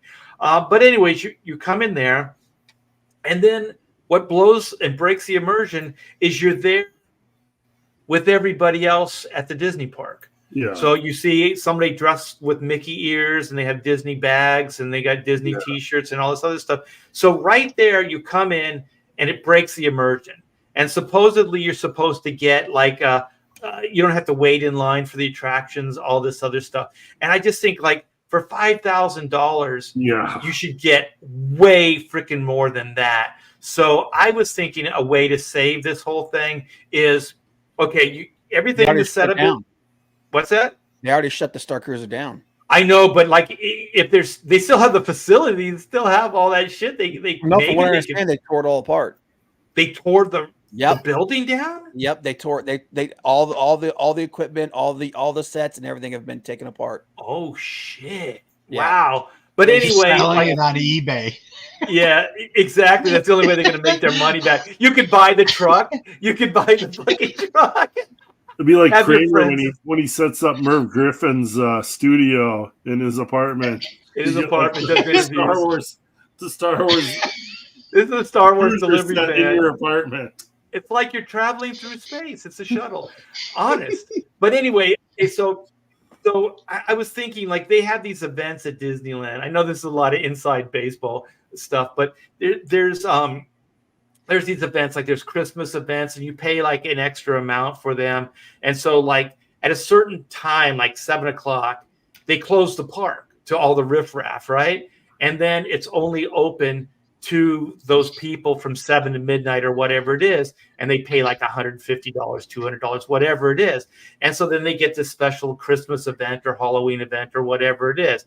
So I was thinking they bring the shuttle in, they have their special entry, but that area is closed down to the Disney riffraff, right? So what you do is you populate it with a ton of actors. Yeah, with like robots. If you're gonna LARP. Yeah, you have. It's totally immersive. It's not fucking around. It's completely immersive. You have R2D2. You have D2 units. You have all these aliens walking around and shit. And it's like you're really in a Star Wars movie. Instead of pretending like, oh, it's kind of a Disney park, but it's not. At least the Harry Potter stuff is like you're not pretending to be a wizard or whatever, you know what I mean? Like you are a tourist going to Diagon Alley or whatever, so that works. But this isn't set up like that. It's not like you're a tourist going there. The normal way through the park and all that other stuff. But this way, it would be. It would be like you are specifically a tourist coming there from your galactic, Star Cruiser to the park or to that area. What? Art, can I be a drunk Jedi? At the park. Hey, you know what? At this point, this is all hypothetical. Of course, you can. You can vomit. You can vomit on droids. That would be cool. Wait. You could be a vomit droid that you puke into. I'm a nerd, so I've thought about this kind of shit before. How cool would it be if you could like do the Battle of Endor and you could do it like almost like a laser tag kind of thing? Oh, fuck yeah. Yeah, you could get into battle. You have those haptic suits on that have like the sensors in them, and if you get hit, they like start vibrating and stuff. Yeah, Bob, and the thing is, they bring tape, cover up your sensors, so you win. Rob's always cheating. Apparently, Rob knows how to cheat at this stuff. Yeah, but I was thinking, like also, like you could have. They already have like stormtroopers, so you can have the troopers going and really harass. I mean, because these people paid for this. Yeah, you know what I mean. Oh, yeah. You could go there to the next level. You could actually, I don't know, partially manhandle them. You could do stuff because in the paperwork, I'm sure that you would sign off on it, right? So you could go, you're coming with me, and then you could actually have some kind of like interrogation, I mean, you don't get hardcore with it, but for $5,000, that's what people were expecting, and they got. You guys know that there's a what is it? Cheese. I can't remember, like, how they got the 501st cosplayers for Star Wars. Oh, right, yeah. Okay, they actually they also have like they also do Klingons and stuff. They would do things at the Gen Con, like the gaming convention, where they would you could pay them to go to a person and arrest them and put them in a friggin' cage. Oh, sure, yeah, that's fun. But then you sign up for it, like there has to be some kind of legalese, right? Get interrogated or that's a good idea. Jabba's Casino and Bordello, man, because it's all about Twi'lek bitches and spice. Yeah. I mean, and they serve alcohol. I would, you know what? I hate this when they go, it's all inclusive except alcohol. Fuck you! Like, how expensive is alcohol really? $5,000 a night. You better give me some friggin' beer, man. Right? Like go. Inclusive is the booze. Yeah, because they already have a bar set up there, right? So go there and frickin' drink for free. Like if it's all in, it's inclusive. Dude, right? You have a bunch of flight simulators set up so you can reenact the battle over Endor with this shit with the fighters and shit. You can Drunk do off their anything ass. here because Drunk- it's oh, yeah. only. I'm shooting everybody. Well, you know what? If people are drunk, then they're easily gullible. So then you can do Oh, cheap yeah. shit and really fool them. But the thing is, it's only for a couple hours, right? They fly down, they spend 2 hours or whatever. There's only maybe 100 people. Why can't you do this shit? Yeah. You know what I mean? It's not like you're entertaining like 30,000 people, walking through there. You got maybe 100 people. For Let the them money. get drunk. Yeah. For the What's money that? they're asking. Yeah. Imagine going to all inclusive and you're paying $5,000 for your trip, and the booze isn't included, and you're walking around with just the riffraff from the regular park. It's like, why did I pay $5,000 for this? It's like, the immersion is shot. As soon as you Yep. see Mickey ears, the immersion is gone. So all that hotel that you set up, I want to be drunk, and I want to feel like I'm in a Star Wars movie. I want everything to look like Star Wars.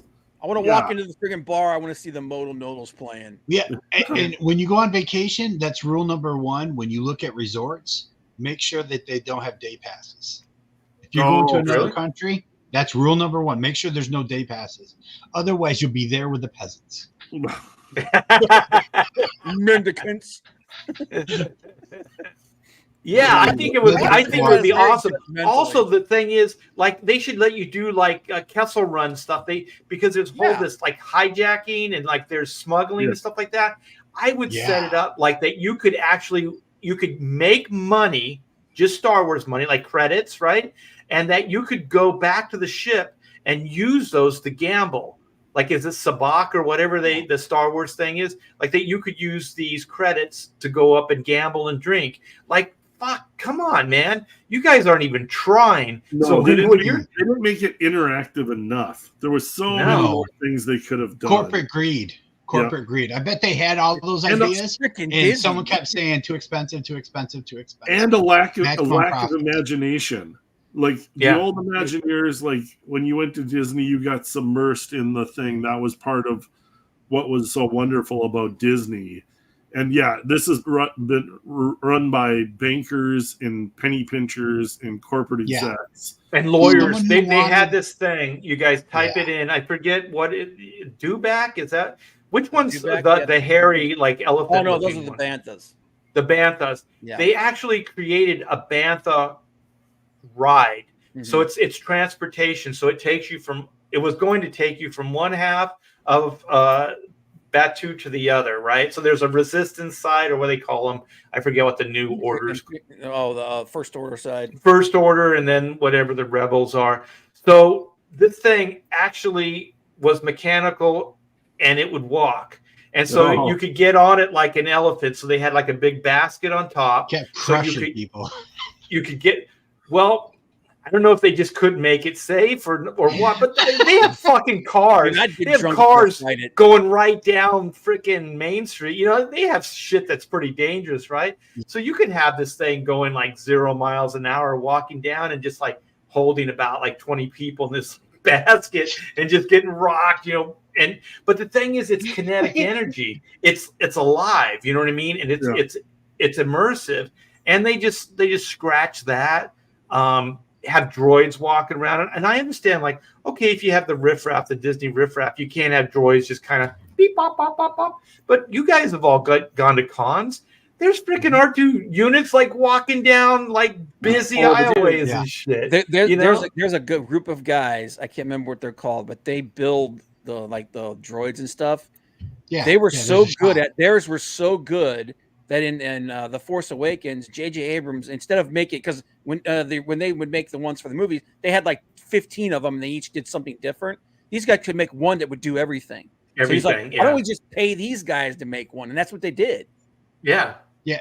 Some accountant said this galactic project has to make its money back in 4 years. Instead of saying 10 years, 15 years, and do all the cool stuff and actually make it awesome. Randy, at first they didn't. At first they had Kylo Ren walking around, and everybody hated it so much. Then they put Vader in. Okay, so Vader's in there now. Yeah, he is like, now.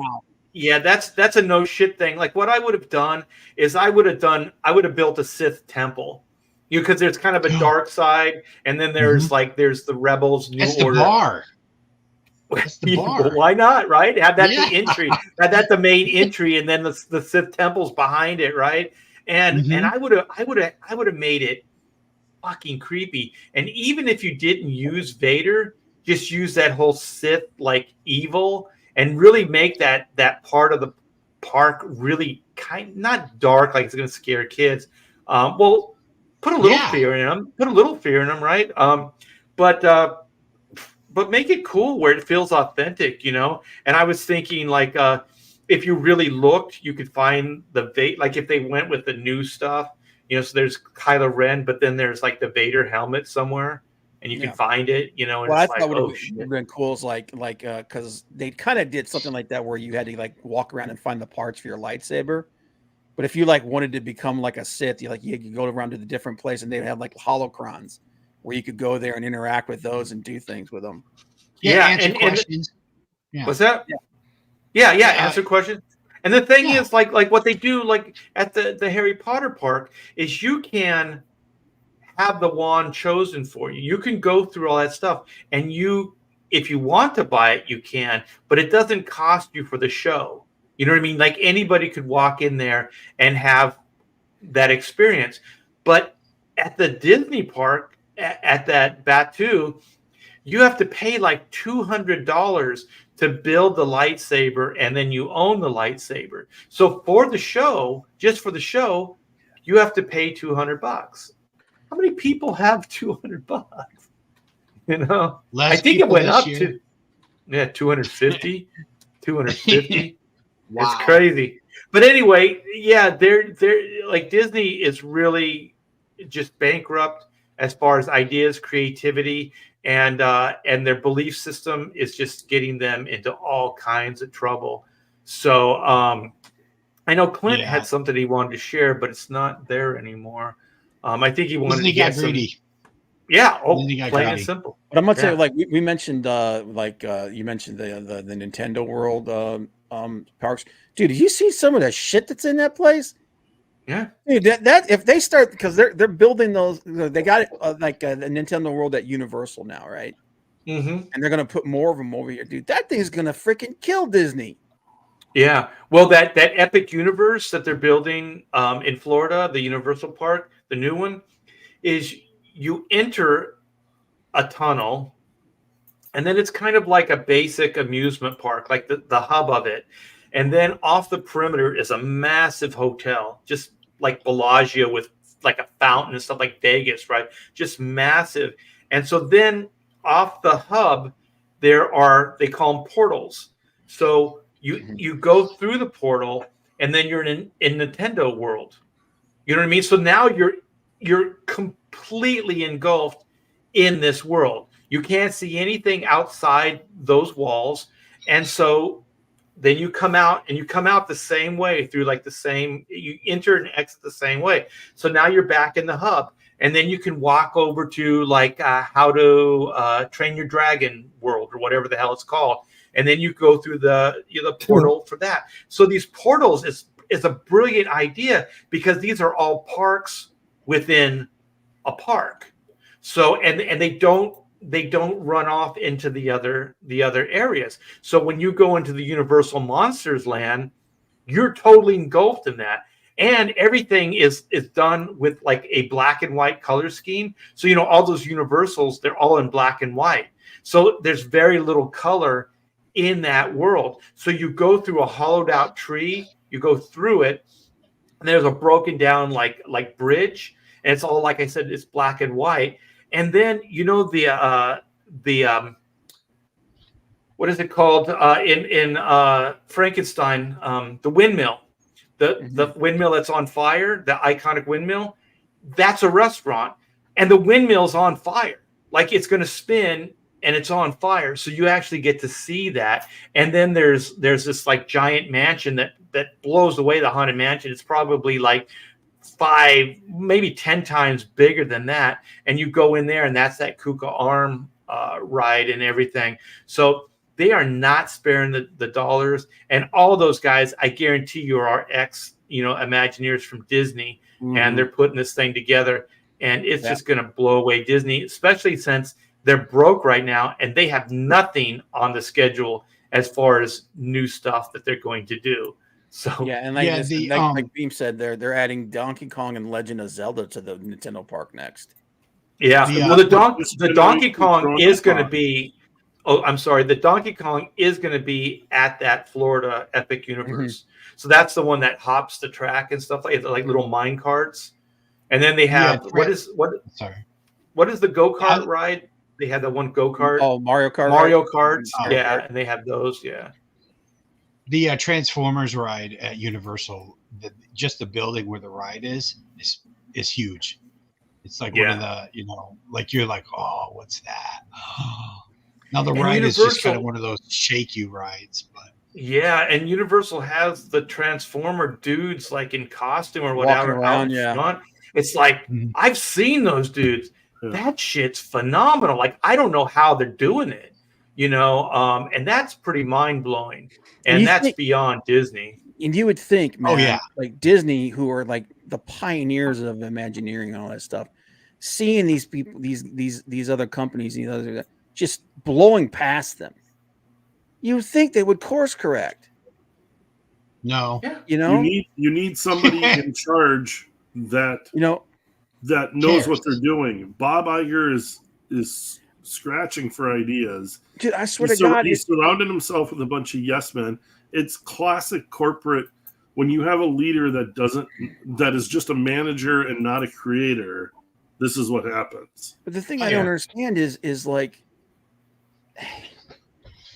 like we've always like we always talked about how like and years ago I said this is like Disney as a brand is they're too big to fail.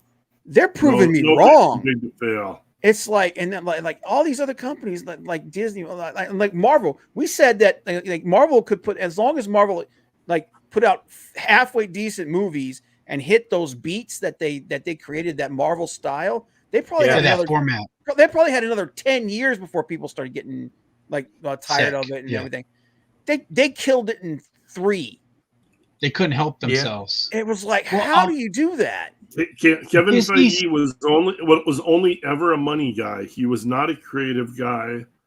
They got rid of all of the people that made the creative decisions on the first 10 years of movies because they wanted more money.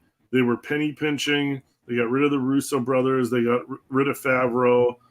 If you wanted any proof at all that those three, that the Russo brothers and Favreau were the driving force behind the creativity behind the Marvel universe, there you go. Look at everything after Endgame. Good Lord.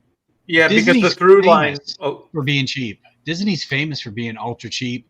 I've heard animators talking about walking across the campus trying to get paper.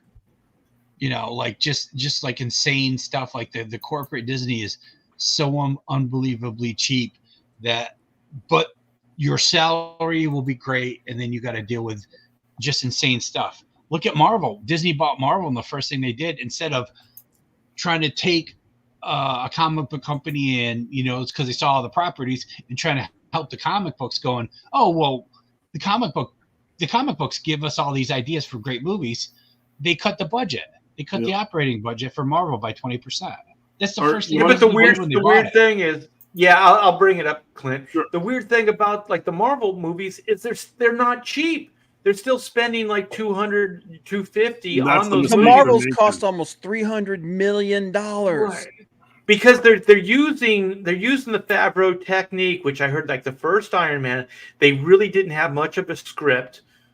They went into production, they went into filming, and so Favreau and Robert Downey Jr. pretty much mapped that thing out while they were filming. Yeah. And I heard a lot of those productions are similar, where they're just kind of finding the film as they're doing it, and then they just make it all up in pickups. So they find the movie later, and then whatever they have to do to make that work, they do it in pickups. And that's just not a cost-effective way to do it.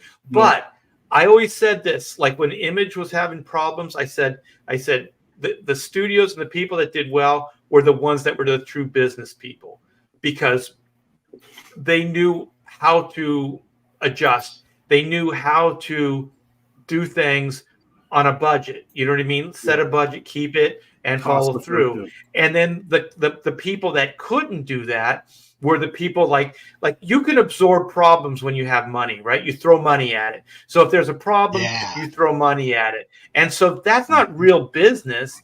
That's just like having deep pockets that if there's trouble, you can throw money and you can get out of it that way. Well, when these movies averaged $1 billion a movie, you could do that. Yeah. But when these movies aren't making that, you cannot do that. So the Marvel movies and all the Disney stuff going forward are going to have to get a script, make sure that script works, and then follow that, because then they can save money. They can bring the production costs down, and then they can, and once you bring those down, then that's profit. You can start making a profit quicker.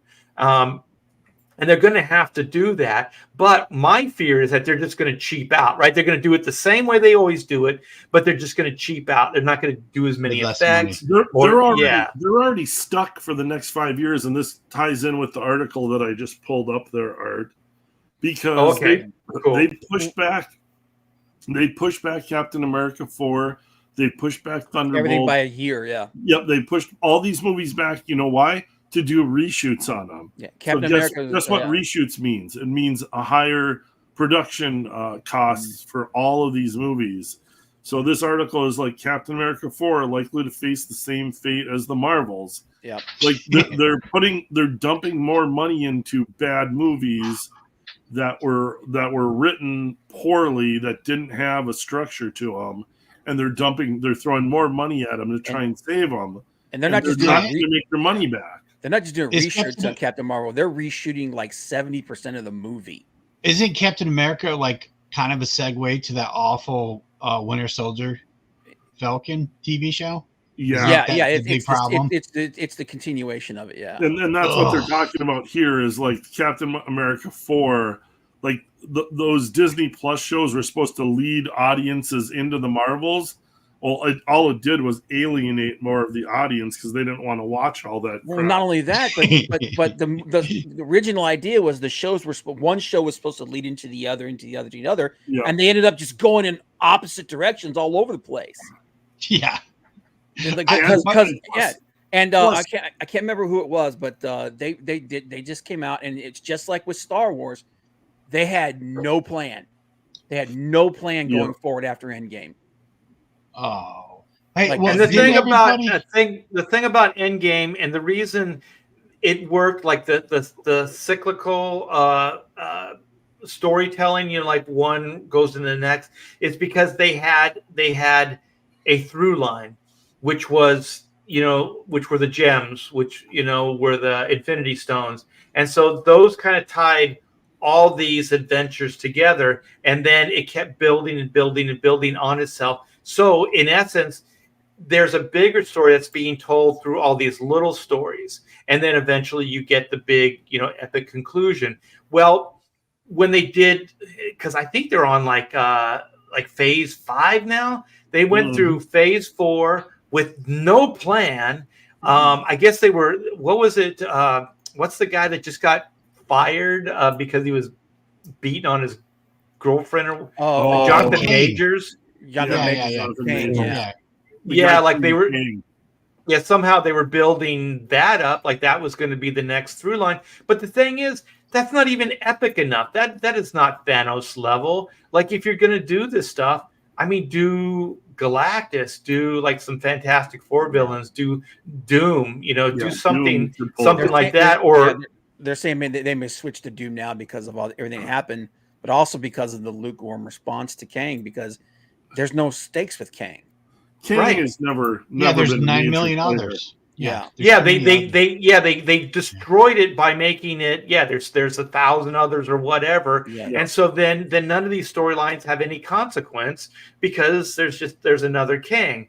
And one of them already got beat by Ant-Man. So exactly. Ant-Man. Dude, are you guys saying that the freckled-faced 19-year-old from Cap Falcon, Winter Soldier, you didn't think she was an awesome bad guy? Oh, she had super strength. She was almost as strong as Captain America. The terrorist that they tried to make you feel for. Yeah, that wasn't a terrorist. Yeah, don't call her a terrorist. One of my favorite scenes of all time is the Falcon and the Winter Soldier berating U.S. agent for killing a terrorist who was just killed. Who just murdered his best friend. His partner. Oh, I can't believe you killed him, you awful, awful person. I really I'd have been like, I can't believe you let the person. I can't believe you let the person who led this guy go. And also back up, he was authorized. Yeah, he could do that. Yeah. It's like when a cop kills somebody. Agent. Yeah, he was a government agent, so it wasn't like he was a vigilante like Captain America or whatever. He was authorized to do it, so he wasn't breaking any laws. The only thing is, it was graphic the way he did it. It felt personal the way he did it, and it was all captured on film. So it was in front of everyone.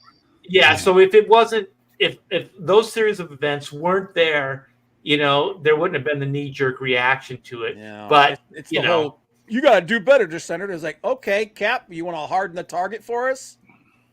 Like, dude, I didn't even get that far on the series. You weren't missing anything, Art. I don't have a plan, but you guys got to do better. No, it was. Yeah, I bailed out. I've seen that clip, Bob. I've seen that clip, and I almost want to bomb it. I'm like, you're gonna fucking preach to this guy? Like, come on, man. Dude, like Captain America. He was kind of like, he was altruistic, and the closest it ever came was like, him having it out with Fury in what was it, Winter Soldier or whatever. He said, "This isn't freedom. This is fear." This is fear. And that's, they had a different ideology. You could see it, but it wasn't like, he took that guy on in front of the press. It's not like he tried to, humiliate, somebody in front of, an audience. That was just low down. It was cheap. And also, listen, fucker, you're a vigilante. You're only there because they allow you. You're breaking the law just putting that costume on and doing the shit you're doing. You know what I mean? So you're already a lawbreaker. But he is. Probably I've got another one about how bad Disney Plus has become. Oh, that's a shit show and a half. Well, Disney Plus actually, I think they're supposed to end in like next year sometime. What? Really? Disney Plus is supposed to end next year because it's losing money, and this tells you how bad it's losing money. So She-Hulk star Tatiana Maslany slams out of touch Bob Iger. So the only reason this chick would come out and say anything about Bob Iger is because She-Hulk season 2 has gotten canceled already. They just haven't announced it yet. Yeah, he's basically trashing Bob Iger for not understanding. Sorry, I have a bit of a cough. Not understanding the amount of work that was put in on her She-Hulk show. Oh my god! And not appreciating the talent and everything that happened on that show. Not to mention like how much the fans hated it and how it didn't bring any audience in. I said it last show, and I'll say it again. I am sure you guys worked really hard on it, but just because you worked hard on something doesn't mean it's good. Exactly. Well, it was a parody, and it was only 20 minutes long. Yeah. How much credit do you want for a 20-minute show? Well, here's the thing: She-Hulk is kind of a goofy character, but it wasn't that sometimes. But it wasn't the fact that the character was goofy. It was the fact that the show sucked. Yeah, it wasn't really so much. The weight of the show really wasn't so much her problem. But when you do that with Abomination and an actor like Tim Roth, that was just weird to me. Everything else was. Everything was a goof. It was a goof. Well, also the main thing was the lead character was completely unlikable. Yep. There was nothing about her attitude, her personality, the actress. There was nothing about it that had any charm and had any kind of likability. She was a disgusting hoe bag, dude. This was very much a writer writing their personality into a character. Yeah. This is very much self-insertion. Yeah, this is what we hate about what's going on in comics right now. That was Jen right. As soon as she lectures, her cousin or whatever, Bruce how hard Banner, her life is. I'm and like, how that hard her makes life sense is. It's either. like you're my talking life. to Bruce freaking Banner. That dude has been through hell and back 10 times over. Nobody knew the past of these characters at all. And, And that's what I'm also, saying. like the thing is, he had just lost Everything. a love, like Black Widow. Like she sacrificed herself. Like within the movies themselves, you saw how much this guy gave up. At the beginning, he says he put a gun in his mouth, pulled the trigger, and the other guy spit the bullet out. I'm like, she never went through any kind of lows like that. She had this guy to help her out immediately. She probably would have died. That was the whole idea, that she would have died without the blood transfusion, which they kind of totally obliterated that idea because they didn't want her to be beholden to a man. Well, and there's also the whole thing where she's like, because Jen in the comics, she loves being She-Hulk. She loves it. Like, she's like, this is the best thing ever because she has all of that power that he has, but none of the baggage, none of the problems, none of the damage. She can go back and forth, and she's a superhero she's a knockout superhero. But in the show, they made her this miserable frump. Yeah, and the thing is, if you're going to do a Hulk type character, you play the opposite. You don't play it the same. So basically, they were just turning her into the same angst-ridden Bruce Banner character, which was completely unnecessary. And it would have been better if she was the one that could help him. Like she could inspire him because she's not damaged like he is. Yeah. You know what I mean? Like I always thought like Dick Grayson and Batman are completely different because Dick Grayson had Bruce Wayne. He had Batman to help him, to channel those things, to answer questions, all that stuff, because he had lost his folks too. So Dick Grayson isn't damaged the way Bruce Wayne is. Yeah, and so this is one of those things where She-Hulk could be the same and was the undamaged, untortured version of Bruce Banner. And in the animated series, was it Young Justice?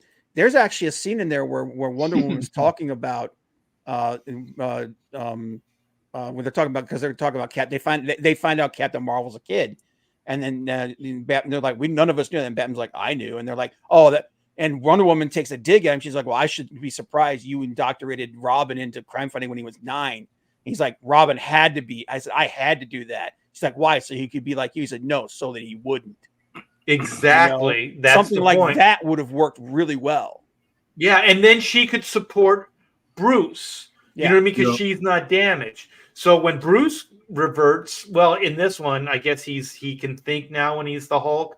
But before that, he was just a Professor Hulk, the worst Hulk ever. But, the gayest. But just think about this a little bit more, even on the grand scheme of things, and like what an opportunity was missed. Is we were talking about a live action, well-financed CGI. Yeah, it was good enough. It was a CGI overlay, yeah. Yeah, but it was good enough. She-Hulk show where they completely botched it so badly, and it wouldn't have taken much for them to write this as a very entertaining, fun show that people would have liked, that people would have followed. But because of this whole woke agenda shit that got shoved down everything, like they had a She-Hulk TV show that could have been awesome and is just crap and is done after one season just because they wanted to push that woke agenda. Like it baffles me that there was a She-Hulk TV show to begin with. It shows you how successful the first 10 years of the Marvel Universe were, that we even got a She-Hulk TV show. But then it shows you how far it fell off a cliff so fast that it turned into this. Is the Daredevil show coming out?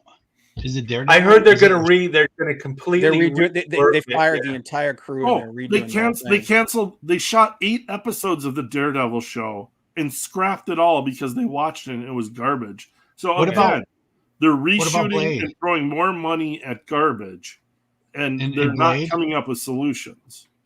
Is Blade dead too? No. You heard what the plot for Blade was, right? I heard Blade was centered on a female chick. Right? No, Blade was the 4th lead. Yeah. And the other 3 were females, and he was a minor subplot basically in his own movie. Well, of course he is. And It's the South Park.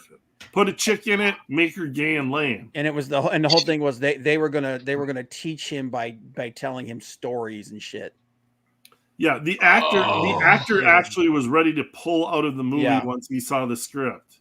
He's got a hard to pronounce name. Is like I just call him a good Ali actor. because his last name. Yeah, he's a really good actor. He's a great actor. The guy's super intense. But yeah, like he was a bit character in his own superhero movie. I think we're done. Wow.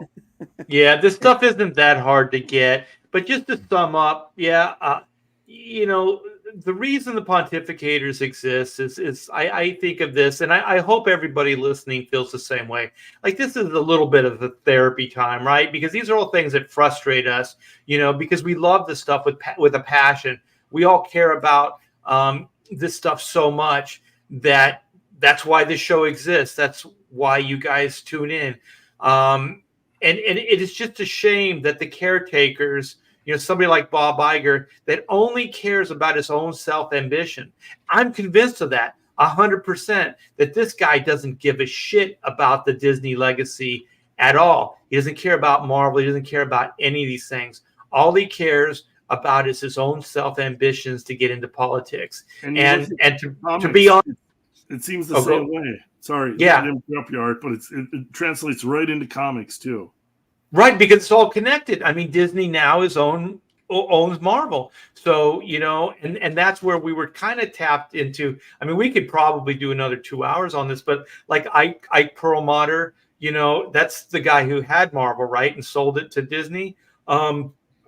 They ousted that guy, you know, and that's another component to all this that I think Clint was hinting on. Like, you had like the Russo brothers, you had what's the other director? Favreau. You had some really good people, but you also had Ike Perlmutter in there. You know what I mean? So you had a core group of people that understood Marvel, understood the characters, and cared. And so Kevin Feige, rightly so, I'm convinced at this point, went along with that. I don't think he was as much as the mastermind genius as everybody led on, because when those components were out, you saw what he was capable of doing. And phase 4 or whatever, now we're into phase 5, they've all tanked. Everything has crashed and burned. And so it's not Kevin Feige, because if it was, we would still be getting good movies. We'd be still, you know, Marvel would still be riding high, but that's not what they're doing. And we didn't even get into like the Disney. What is it? Comcast? They still owe Comcast like $1 billion or like a few $1 billion, and they still haven't recovered from the Fox purchase. Like, Fox hasn't paid for itself. Like Bob Iger purchased Fox. They've done nothing for with whatever reason. Yeah. And then I heard what they're going to do with The Simpsons is they're starting to edit. They're going through the whole library and like all the Homer, you know, like throttling the kid, choking Bart. They're gonna take all that. There were fucking T-shirts, you know, with the tongue hanging out. It was funny shit. These aren't real people. Anybody who's taken this to offense, you know, or thinking like, you know, like some dad with a kid, he's watching Homer Simpson and he's taking notes and he's going to start throttling his kid. Like, who the fuck thinks like this? This is nuts. You know, for anybody who thinks like this. Revisionist history. It's crazy. It's absolutely nuts. But, you know, they're gonna destroy that franchise. Well, they've already have destroy themselves from within, and it's already happening. Yeah, and so I don't see any good in the future for them. What's that, Bob? No, nothing. I was going to say I watched this show that they were. Yeah, there was this show that they were really touting as the next good show. It's called something Travelers, and I couldn't get past the second sex scene because that was the death knell. And I don't mind having the gay characters in there, but I don't want to see them flapping I don't want to see that. Is this a new show? Nobody wants to see that. Are you talking about Torchwood? The Traveler show there with my Bonner from forget the name of that show he was on. Not Suits, but the other show. Suits was actually pretty good. The first couple. I thought he'd be a good Superman, Matt Bonner, but this show is fucking terrible. Matt Bomer. Yeah, he started in that Chuck show. Fellow Travelers. Yes, Fellow Travelers. Terrible. Yeah, okay. I couldn't pushing get past, the gay agenda. Like, oh my god! In first 15 minutes, it's like twice. Come on. Oh, that's what they want to try and normalize homosexual lifestyle to a mainstream audience. That's what I like. Neil Patrick Harris. I couldn't watch his show. It was way too much. The thing is, like, I remember this was years ago, and I've always been a fan of Ellen DeGeneres. This is years ago, even before her show, right? So she had her own TV show, like a sitcom, and it was fairly good. It was fairly good. And so then she decides to come out of the closet. Like, that was going to be a big thing. Everybody already knew she was gay. Like, how did you not know? You know, it's like Freddie Mercury saying, you know what, I'm gay. Like, he never had to make the announcement, right? Like, everybody just knew. And so then she makes this big announcement, and then she becomes a hero. So then all the gay and lesbian organizations rally around her, and they put her up on their shoulders and like, yay, she's so brave. She's all these things. Then the show became about agenda. It stopped being funny, and it just became about agenda. Oh, it's the first lesbian kiss. Oh, it's this, it's that. It was all sensationalized bullshit that had nothing to do with substance or was funny. And so I remember my wife and I, this was decades ago, whenever that show got canceled, and we were like, we don't have a problem with this, you know, gay, lesbian, all that stuff. Who cares? It's within the privacy of their own home. I don't care. But they were making it everybody else's problem. Like, if you don't support this, you don't get behind this, whatever, then you're this. And that's where I think, for me, it started. That's when I first started taking notice that if you didn't like it, or you didn't, you know, support it or whatever, then you were a bad person. And the thing is, it's like, no, it's just not my taste, right? That's all it was. Yeah. So if people are enjoying it, fine, but I'm not enjoying it anymore. So I'm going to go watch something else. That's my prerogative. But then you were the bad guy. Yeah. So that's the thing I think is fundamentally different. Like, if they want to make a show about gay and lesbians, I don't care. I just won't watch it. But if they try to make it my problem, like, you gotta think about their situation, their problems, their hangups, their whatever, and how society is berating them or whatever. It's like, they're the fringe group. They're different. That's how society works. Everybody's been bullied for something, or, you know, some flaw in their personality or some physical whatever. And that's just the way it is. That's just the way life works. What kind of lesbians are we talking about, Art? Are we talking about a show where they are the lipstick ones? Hot? Yeah, that would be cool, man. The lipstick lesbians. Yeah. See, that would work, because you get all the straight guys. Like, if you had two hot chicks, like macking out, you know, on screen, that would be cool, man. That would be good. There you go. I'll tell you, that'll sell. If you put that like, in your look at Bob. Lesbian Charmed. I'm just lesbian Charmed. Todd's I'm like well, this is when we rip. This is when we go off the rails, man. This is the freeform. Todd, I gotta join in with Todd with his disapproving looks. Wait, what Ghostbusters, Predator, wait, lesbian. Here we go. Lesbian Ghostbusters Predators. Yeah. What'd you say, Bob? I said I just got to join in. Wait a minute. I got to join in with you and give him this disapproving look. Todd, you got to give the disapproving look. Yeah. Oh shit! The little head shake. The little head shake. That's the dad. That's the dad. I'm not mad. I'm just disappointed. Disappointed. I can take a lot as far as like diversity and stuff, but man, there isn't anybody that wants to watch two men going at it twice in the first 15 minutes. It's just like you remember that the seems like a lot. That show Sense8. The Wachowskis did this show called Sense8, which was a really cool idea, but literally Every other scene was there was a gay couple in it. Every other scene was these guys going at it. And I'm just like, hey, as far as I was concerned, they were kind of pushing in some of those Matrix sequels.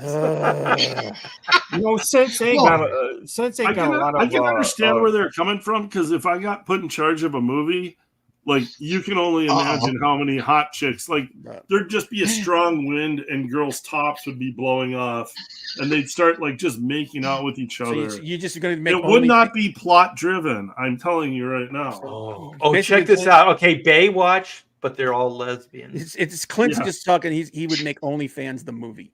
I would make Ski School 17. Clint, why aren't you working at Skinamax?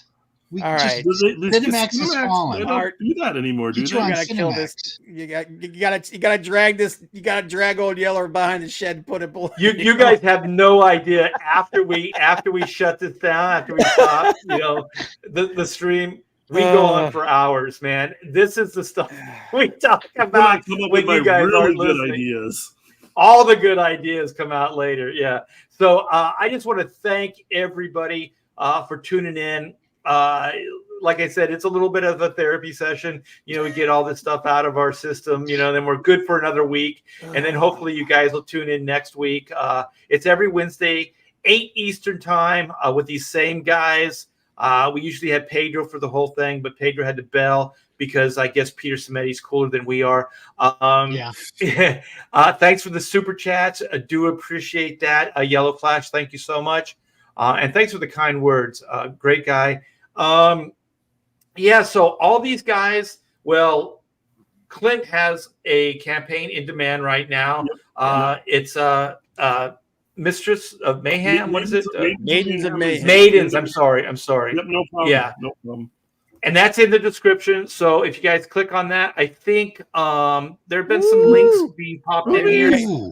Cover that purse part up with your finger, man. Oh, wait. We're gonna get struck. We're gonna get struck. You're gonna get struck. Your channel, dude. He's not. He doesn't care. It's all about. It's all about Todd. You know that this card pretty cheap. I gotta say. Hey Todd, we were promoting. We were promoting Clint's book. That card was nice and tight. This is right up Clint's alley. I'm trying to get him to hire me to do a cover. Everybody go check out Todd's card. Hey Todd. Hey Clint. This is what your friends do to you, right? Oh, absolutely. I would expect. Because didn't you accuse Rob of stabbing you in the back earlier? I would expect now Todd's stabbing you in the back. All right, and Rob Hunter has what is it? Death Hunters. That's it. Nope, wrong. He's nuts. Raid Hunter? Raid on. Close. It's Death Raid on. Hunter. It's a raid of chicks. They're raiding this village. It's Panty Raiders. It's Panty Raiders. It's Mike Hunt Raiders. Death Raider on Indiegogo. That's more press than I've gotten on some of the other shows. Okay, wait. Okay. Death Raiders' secret identity is secretly Mike Hunt. No. Rob's gonna get Rob. Get your website. I almost got a spit take. Oh God!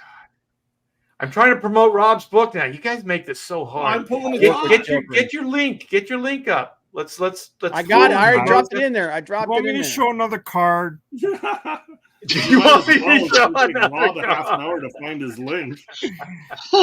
I don't have the link. That's not it. That's not it. Where is it? Oh, here it is. Hold on. Let me get that Wonder Woman. God, this is really going on. There it is. Hey, Rob, just remember I tried. I know. Poorly. Poorly. All right, you Oh shit. You know what?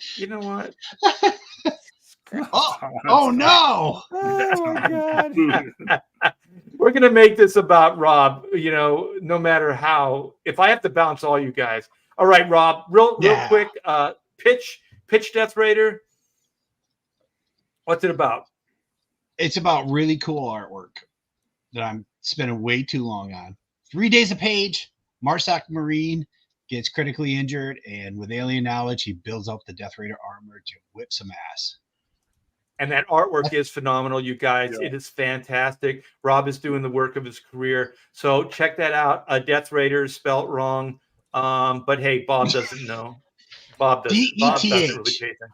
Dude, I grabbed the link off of his Indiegogo. So if it was misspelled at that time, that's what's. Are you serious? Yes.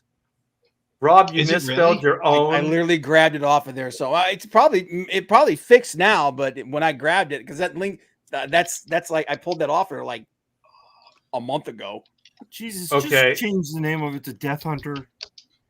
Can you just do that? Okay, here's the card. Change the name of it. That's another book. That's another franchise. That should be 11 by 17. That should not be a small little card. You should redraw it. Anyways, you guys, this is Todd Mulrooney. He's doing all these fantastic sketch cards. He's really good. He's on all social media, I do believe. Wait. I got his. Are we doing it again? I need to get me some Star Wars work so I can draw Leia topless. You need an so you're taking commissions? Are you taking commissions? Oh yeah. Oh, I do a lot. All right.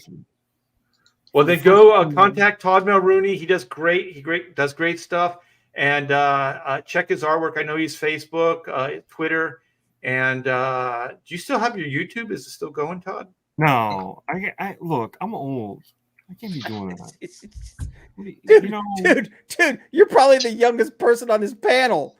Yeah, jeez. I just feel like I don't know. It's like 3 centuries on this thing right now. You know what? I'm gonna Cliff and Rob whenever, but I don't know.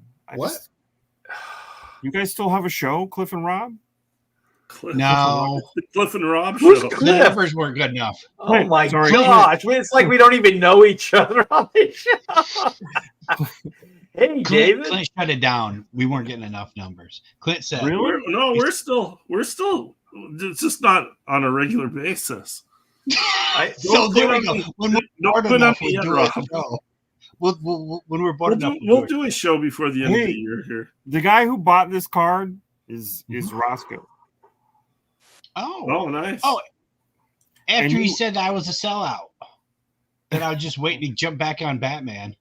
I said, well, "You got covers for me?" Okay. I'll do covers. I'm gonna listen. I'm gonna listen to Bob. Bob, do this. We're just gonna get out of here. You guys stop talking. Bob. Oh, Bob's gone. He froze.